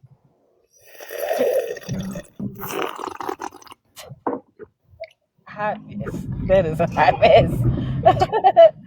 But yeah, I mean, but God could act if that's what he felt like doing that day. He could. I'm just. So if he wants to be helpful with one person over here and another person across on the other side of the world or wherever, he's capable of doing that. Us, on the other hand, not so much. So it's pretty interesting that you bring that up about Hebrews 1 and 3, right? Because if we start at 1, if we start at 1 and go down to 3, here's what it says. It says, God, who at sundry times and in diverse manners, okay, who at sundry times and in diverse manners spake in the time past unto the fathers by the prophets. Okay, sundry times, meaning whenever he wanted to, not all the time, but whenever he wanted to, and in diverse manners. How does he speak to them in the past in diverse manners? Well, we see donkeys, we see bushes, we see on top of Mount Sinai, we see Cloud, Uh, fire. right, right. We actually see flesh. Speaking to Abraham, wrestling with Jacob. Speaking with Abraham at the dwelling of the tent. So we see that whenever God wants and however God wants, he spoke in times past unto the fathers by the prophets, hath in these last days spoken unto us by his Son, whom he hath appointed heir of all things, by whom also he made the worlds, who being the brightness of his glory and the express image of his person, and upholding, that don't say persons, I'm going to show you, that's singular, and upholding all things by the word of his power, when he had by himself purged our sins, sat down on the right hand of the majesty on high. Now, that word majesty, often people refer to as God himself, but that word majesty is greatness or divinity. Greatness or divinity, okay. Right. Okay. Cool. So we cannot deny the Son or the sonship, but we also cannot deny the Father or the fathership. There are different roles, and this is where they were trying to explain it the other day, where persons came from the Latin word persona. The problem is when you go into English and people run around using the word persons because it came from the Latin word persona, while people are using the word persons instead of seeing what persona is, people are seeing the word persons and seeing individual. And that's where the big mix up on all this comes into play, because now if you're seeing the word persons and equating it with the word individual person, now that's where you're coming up with three gods. But when you see the word persons and you equate it with the Latin word persona, now that's where you're getting the masks or the faces or the instances that we see the one God.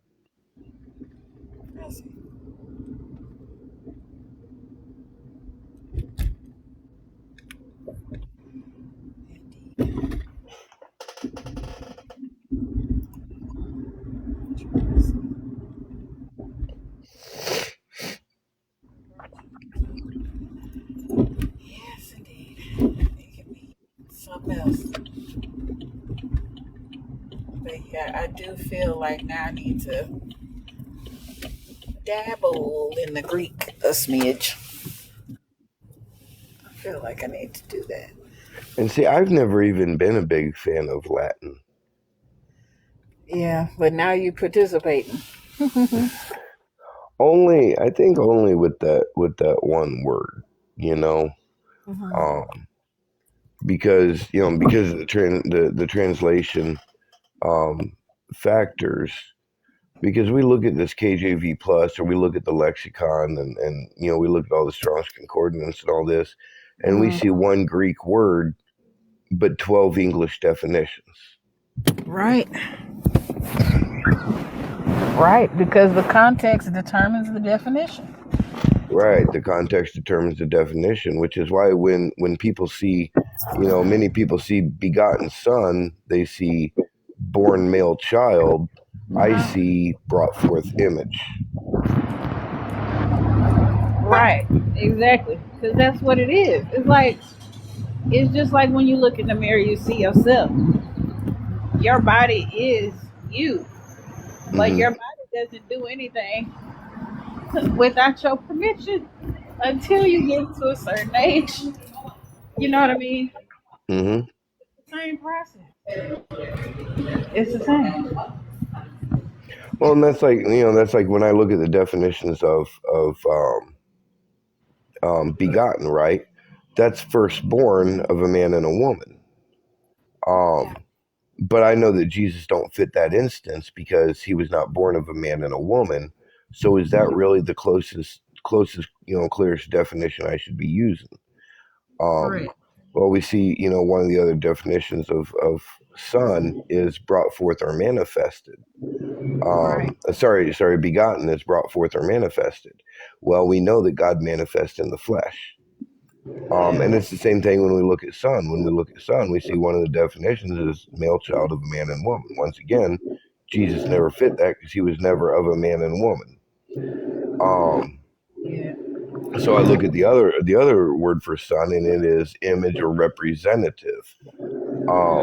In which case, Jesus Christ is the express image of God's person. Yeah. Which means the exact expression of God's nature. Anyway. And in which case, in the Bible, is the only time that that word hypostasis is ever used to represent the person of Jesus or God is in that one statement, and that's only dealing with one person. That's right. But somebody's gonna argue you down. It's like, are we not following the Bible or what? The word says it's a person, nature, one. Right. All right. At the end of the day, is Jesus Christ your Lord and Savior? Did he die for your sins? Was he buried, rose again on the third day? If you say yes to all of that and in your heart you can truthfully say yes to that, I don't care what you believe after that. Thank you. Let somebody know something. He's been judging me because I've actually been talking in my regular voice. But that's fine.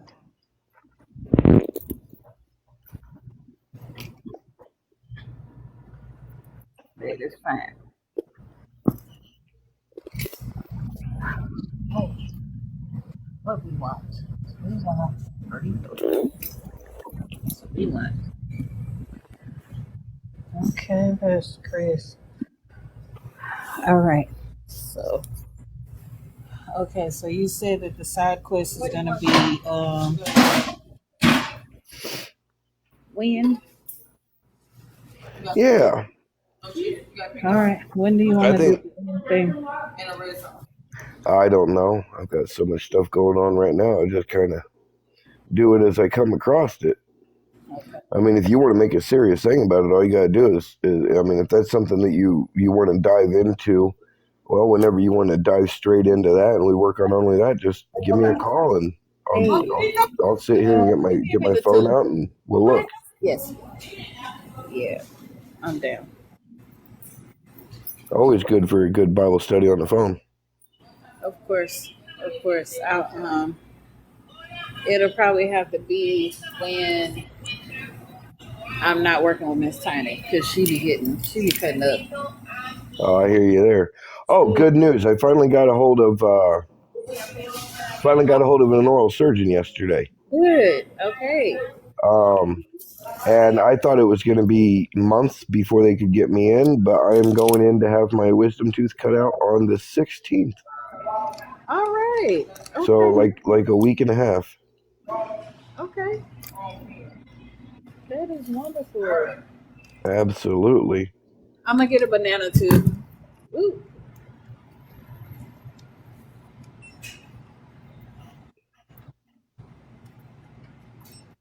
Hold up. Not you, Pastor Chris. Not you. Station. Do y'all do that at y'all gas station where y'all got food at y'all's gas station like that? Who, me? Yes. Yeah, our gas stations around here, like Amanda manages Circle K's, and I believe it was last year 2 years ago, because she had to get her food sanitation license. Okay. The one in Nashville's got pizza and deli sandwiches and other pizza rolls and other types of sandwiches and breakfast sandwiches and just sandwiches above sandwiches, and so they got all kinds of stuff. And then that was the Nashville one. The one in Oakville that she's been manager of over the last few years, they had just pizza and like tornado rolls and like some cold sandwiches. Okay. But they had some warm ones too, like cheeseburgers and like the McRibs and stuff like that. But the one she's at now, and they had pizza. But the one she's at now just has these little frozen personal pan pizzas. And they still got like hot dogs, and of course still got cold sandwiches, but they don't prepare them. They get brought in. Because it's a pretty small store, but so they still deal with a little bit of food, but not a whole lot. But I've we have a Casey's in Oakville that's got something like a whole Subway inside of it. Only it's not a Subway; it's just a Casey's branch. Oh no! Get under there! What was that? What was that? My God! I turned my Keurig on to brew because I'm making some buttery caramel coffee. I turned my Keurig on to brew, and I hear it start bubbling and boiling, and looked and realized that my coffee pot is on my right-hand side, but my cup is sitting on my left-hand side. I'm like, I get that under there, I'm going to lose on my coffee. Yeah, that'd be a waste of good coffee right there.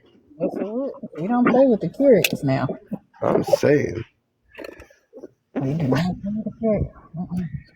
The only thing I don't like about this Keurig is it's got this thing where on one side you can make one cup of coffee with one pouch, right? And then on the other side it's got the pot to where you can make an entire pot of coffee. Yeah. Well, when you make that entire pot of coffee, the warmer only stays on for like an hour and a half. Oh, okay. So the only way I drink hot coffee is if I drink that whole pot within an hour and a half, and if I drink that whole pot within an hour and a half, then then we in all kinds of hyper Pastor Chris mode. That is funny.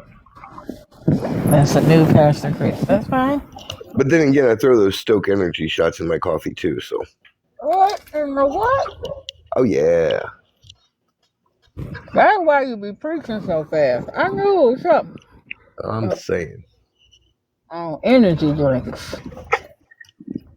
Lord, I tell you.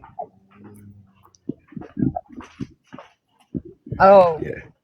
This is how you know you're getting old. Like, so I have dreadlocks, right? So you had what?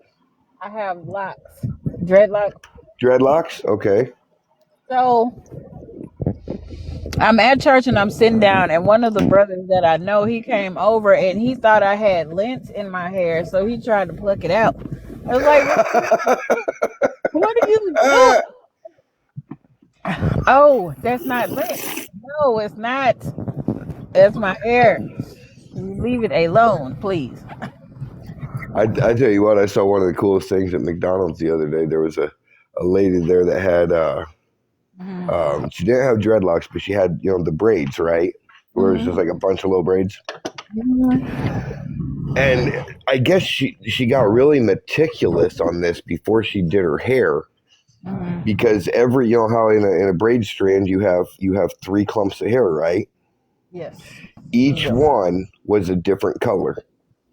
Oh yeah, that's the thing, Pastor Chris.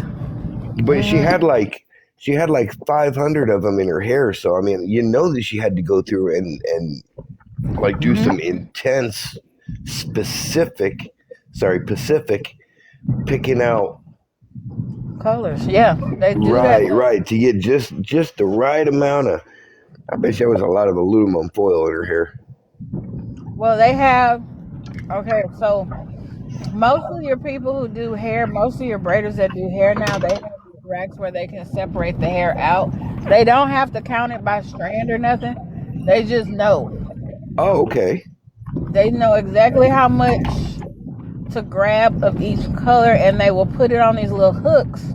So by the time you come in, they're already prepped. So they don't even have to go and figure it out or nothing. They've already done that before you got in there. Oh, okay. Now, granted, some people still have their clients bring their own hair in. No. See, now you're talking about extensions, right? That you crochet into the top of your head? No. Oh, okay. No. It's still braiding hair. It's still braiding hair. So it's like the hair that's attached to your head. Oh. Wait, Pastor Chris. So the girl that's getting her hair braided, is this all her hair? It is all Or her hair, still attached to her head. Ain't none of it sewed oh, in.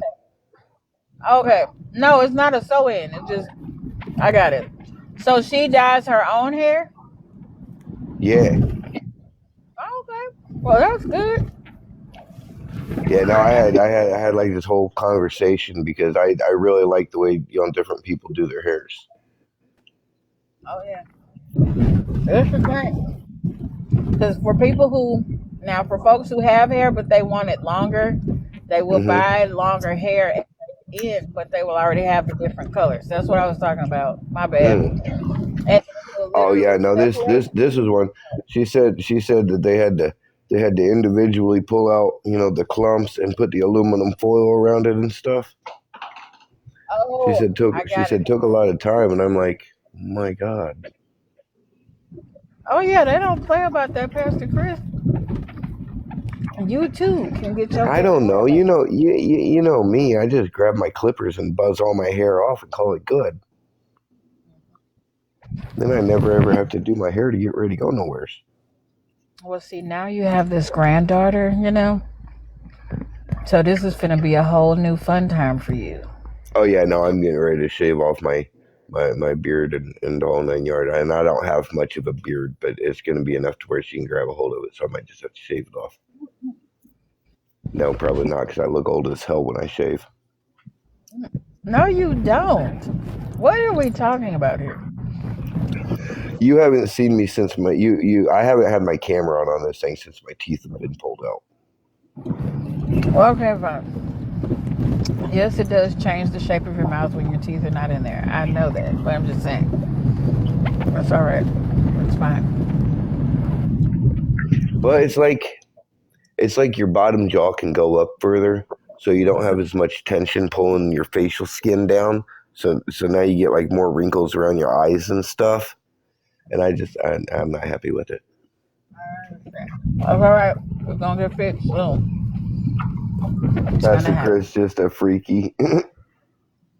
What did he say? Mike says, Pastor Chris, just a freaky. Hold on a second. We have a comment here. The original P-Man.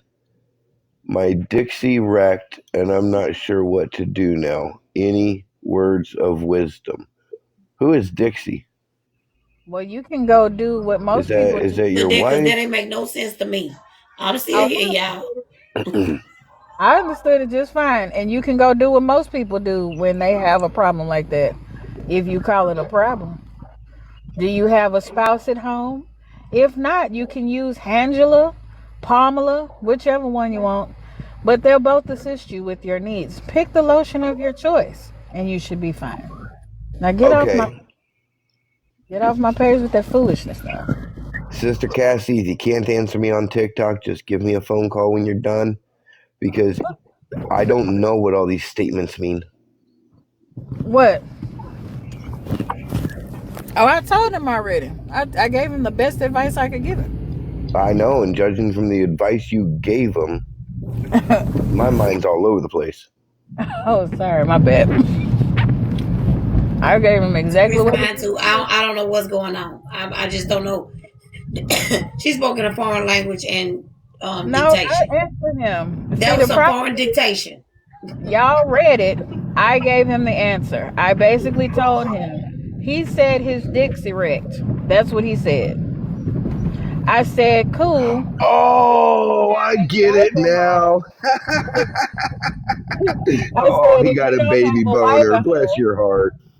I was like, if you don't have a wife at home, use Angela. I got it. Yeah, that's shit. I'm too old for this stuff.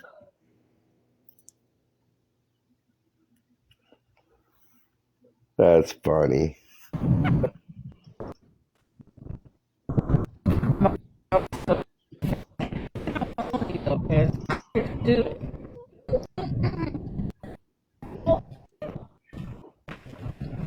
Hey,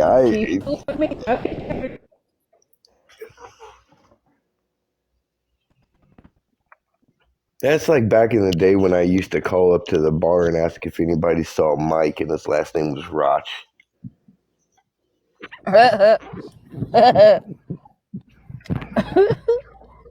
Not Or Roch. or Mr. Hunt. Mr. Hunt, what's his first name? Mike. Yep. Yep. I get where he's going with that now. I'm gonna use that one. My wife's gonna be home from work later. I'm gonna use that one. Now you should just text it to her. See what she said. You know what? I'm gonna do that right now. Text it to her.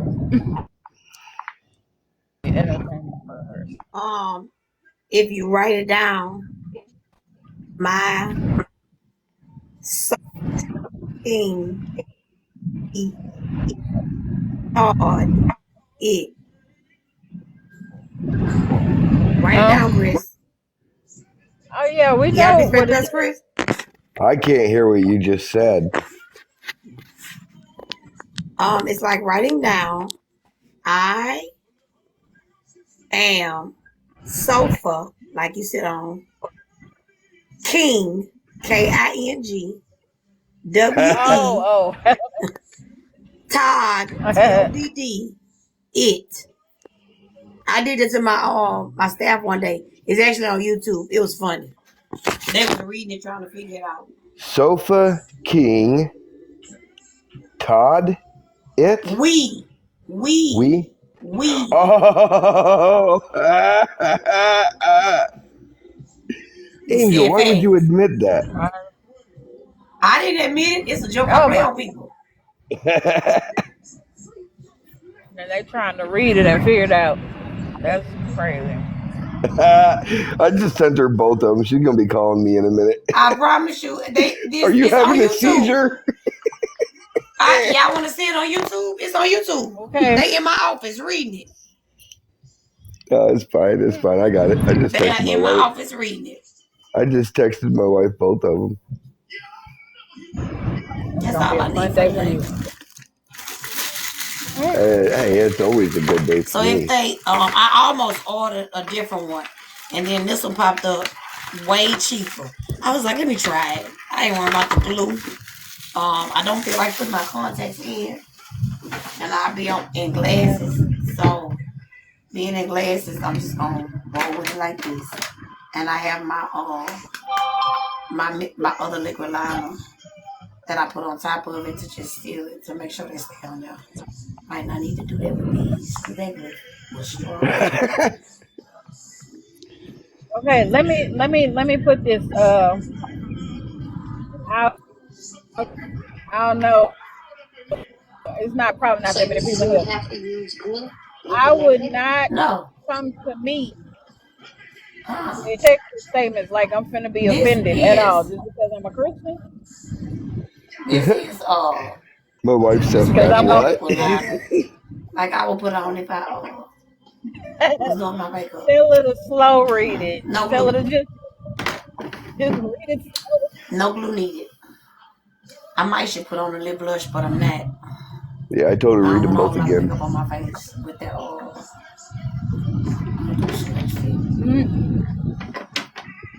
She sends back OMG. All my lipstick tubes are all running out. Yeah, she got it. My makeup drawer out so bad. We did. Okay. Good. I can't see y'all. Now, Instrument, you gonna come here with that? I swear. Baby, that pillow is some straight crack. But I'm gonna tell you something, Instrument. I got something for you. Are you on your other? It might not work for you. Are you on your other live also, Angel? Yes, she is. I just put her on mute. Why? I thought I was unmuted. Yeah. No, I am. I do. A problem came in with that music. I couldn't hear you, Pastor Chris, and Instrument at the same time. I couldn't take it. Oh. I was trying to hear what Pastor Chris was saying. Just give me a second. I don't even remember what I was saying. It was something about your wife, and then the OMG. Okay, so the question Oh yeah, was, she said OMG, so she read it slow. I told her to read it again after she said what, and then she sent back OMG in capital letters. okay, yes, indeed, fun times. Okay, did you finish your definitions and stuff? Because I did not. My definitions and stuff were sent into A-Train a week ago. My dissertation is almost ready. I need to take the time. It's just a lot with working all these hours. I need to. I think what I'm gonna do is at night. That's gonna be my time while I'm working at the night job or whatever. Mm-hmm. I'm just gonna do it during that time. 'Cause I'm not doing it there. Right. Clicking off that they're still asleep every 15. So I told him not to expect anything too terribly fancy with A B C D E 1 2 3 4 5 and all these, because I don't know how to write papers. I'm telling you, Pastor Chris, it's easy. It's easy. I can help you with that. And see, that's the thing. Schoolwork stuff comes easy to a lot of people. It never has for me. No. Just the writing is easy because I like the organization of it. The rest Right. of it's trash. History. Well, I can write. It's just breaking up things in the spots that are supposed to be broken up to and labeled in different spots and all that. That's the hard part for me. Yeah, that's what I was saying. It's literally websites where they will, if you plug in the information, it will do the thing that you're supposed to put in there. Mm. So you don't have to figure it out anymore. That part, they will do it for you. Well, I mean, like if they have a template that does it for me, then yeah, after the first time I'll be able to figure it out. I'm a quick learner. It's just some things are so for some reason extremely difficult for me. You know, like you put a Bible in front of my face, we're gonna talk about it all day, and that's gonna come just super easy.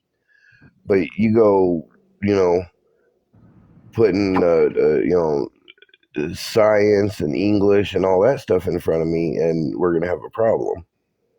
Math, I'm not too bad at. Yeah, I like Except that. for now this new way of doing things like proofs and whatnot. I'm like, there are only two jobs in the world that require proofs. One is a rocket scientist, and the other is being a teacher to be able to teach proofs. Yeah. And then it was just like, when I had to help my nephews with their math, I did have to go on YouTube to find out what process they were using. Right. But then once I learned the process, it was fine. I just still thought it was stupid. Well, like I still don't understand that whole order of operations. I can't wrap my mind around it. Which order of operations one? In math. What you talking about? Where they get a different number other than just 2 + 2 = 4. Oh, like when they start adding the parentheses and stuff? Yeah, I think so. With the parentheses, with the division and the minuses and all that. You're not talking about algebra per se, right? No, not algebra per se. Hold on a second. Let me look it up to make sure I'm telling you right, because I remember my kids brought it home in like 5th grade or something, and I was like, this is dumb. Is it the one with the boxes? Hold on a second. That was dumb too. Okay, so order of operations is like 4 + 5 × 32 - 2, right? And what I'd do is I'd take 4 + 5, which is 9, times 32, which is whatever, and then -2 from that, right? And then that's what I would get from the answer. But they have some whole new breakdown going on that gives you a different answer than what I would come up with. the parentheses normally is the one that determines what you do first. Well, no, there. Oh, I guess there is parentheses in some of these. So that's what this. Now, if it's no parentheses, then it's straight mathematics. It start from the beginning and just keep going till the end. If those parentheses are there, then that is when you start looking at what you do first. You always start with what's in the parentheses first. Right. Well, and I figured that this might be something usable to people that do computer programming or something like that. But I mean, I've built houses. I use AutoCAD and ProtoCAD. I can do computer aided drafting design on just about anything. But I ain't never had to. I mean, in most of the stuff in the world, you don't really have to be able to count past 100. True that. As far as common sense stuff, and like I said, I built this house. I read my tape measure. That's about as far as my stuff goes. I can balance my checkbook. And you see a lot of these kids nowadays that have these order of operations and these proofs and all this stuff that I don't understand, but they don't even know what a checkbook is. Now that's what they need. Honestly, I feel like they would do well if they did like a financial freedom class. I feel like they could put that in every high school, everyone, and everybody should take it. Because they need to understand how to manage money. Right, and like cursive. If you can't read basic cursive, you dang sure ain't reading my handwriting. Yeah, thanks. Because I write like a doctor. I don't even know how I can read it.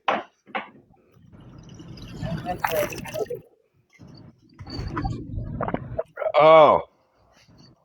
Was that the one? Is that the one right there? I filled my cup up too much and I just spilled coffee on my pastoral parts. Okay. I don't know how to do it. Interesting.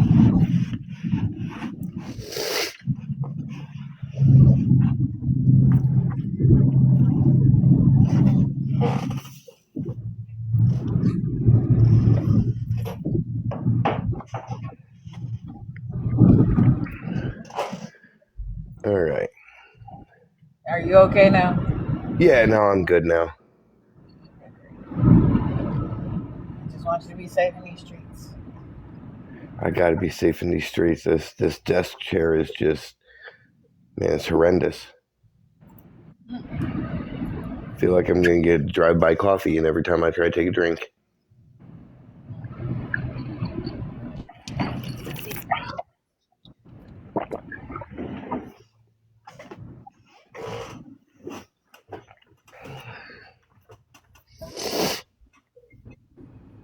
All right. So it is now 8 o'clock. It's now 8 o'clock. Betty said that was too much information. Y'all down y'all was going too far. I'm just sitting up here in the panel intersect. I don't know nothing. Wait, Angel. Sometimes. I'm just here for class participation. Teacher just marked that I was present. I ain't do no work, but I was here. I'm over here trying to get myself together, y'all. Y'all know tomorrow a busy day. Angel's like, not today. Today I identify as a Gen Zer. I want a participation award. Yep, that's all I want. Yep. What song did Instrument of Praise do this morning? Or was that you, Angel? That wasn't me. That was Instrument. I was talking to my cousin. What song did he play this time? You got an Instrument. What song did you play when you went to Cassie's Live? No, I thought he played one on your live too. I heard music in the background. Oh, that was me. That was me. That was something about the name Jesus. That was me. It's playing now, but it's turned down. I don't know what it's. Let me see. Oh yeah. Oh yeah, we about to do this. Come on, Daddy.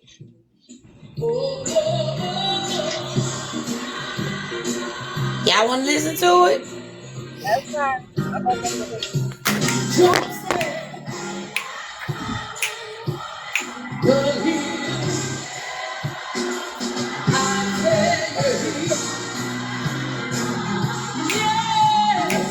Let's get a witness up in here. The children of Israel trapped the Red Sea. I got me on Pharaoh and his army. They had water all around them and Pharaoh on their track. Now I don't know where God stepped in, but I way just like that. And let me tell you, he was trying. Yes, he. Oh, oh, oh, oh. Yes, he. Joseph. But he. I'll tell you, he. Yeah. Can we get one more witness up in here? Hey! The 5,000 hungry souls he fed on the banks of the river with 2 fish and 5 loaves of bread. What a miracle! My head got so big, my glasses hurt when I put them on the side of my head.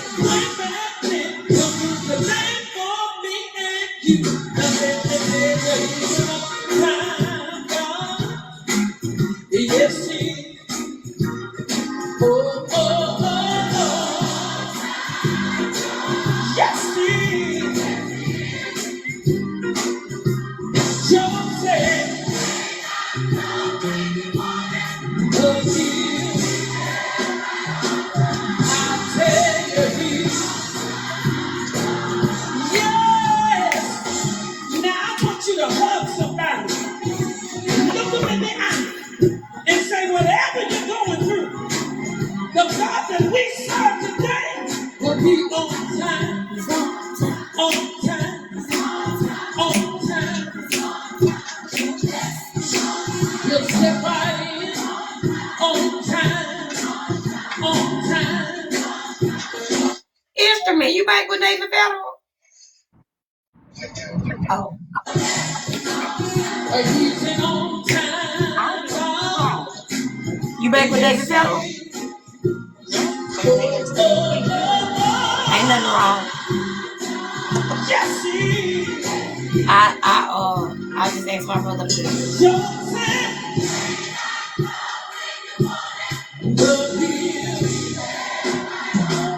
I'll tell you, he's saying, can I get a witness up in here? He's saying, if God's been good to you, on time God, on time God.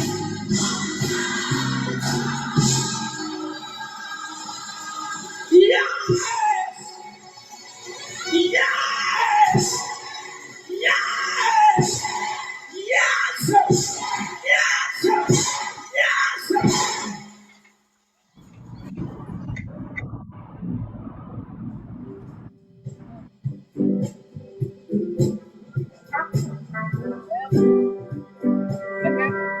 Hold on, let me turn it down. That's Happy Day. That's the whole Happy Day. That's too old. Some of y'all ain't old enough for that. That's Pastor Chris' song right there. That's who? Hey, is that the Sister Act one? I don't know if it's No. Oh, That's play the the original version. one. Play the version where Toby's singing. It's just playing. My TV I just played. playing right now. I played that last week on my Bible study. I'm The about to sing version you where something. Toby's singing. Yeah. But yeah, I got to leave y'all. I got to go All on. right. But All right. Have a good I'll day. pray for Miss Tiny because she be in the. Y'all come over here. I went on Yeah, in the house. That baby had took every piece of clothes she had out and laid it out. Talking about I gotta find out what I'm wearing. Where are you going? Where I you uh I going? have to get ready. I have to get ready for my Bible study in 2 hours. Yes. I Yes. think today we're going to take a trip to Thessalonica. All right, Thessalonica. Yeah. You know, Thessalonica. I think I'm going to. I don't even know if that's right, Pastor Chris. And honestly, I said I was going to do a TikTok on that where I'm posting different words from the Bible just Hmm. to see how people pronounce it. Because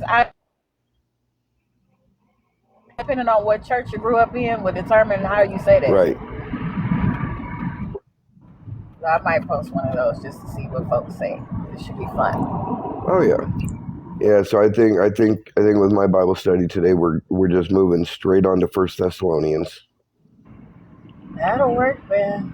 and so I got to get some songs picked out for while I'm waiting for people to come in the room, and make sure I got all my stuff in order. So I'll see you in a couple hours. All right. All right. See y'all Yeah. in a I little. love y'all. God bless. God bless. Bye bye. All right. And for those who came to the lesson, again, thank you so much for coming.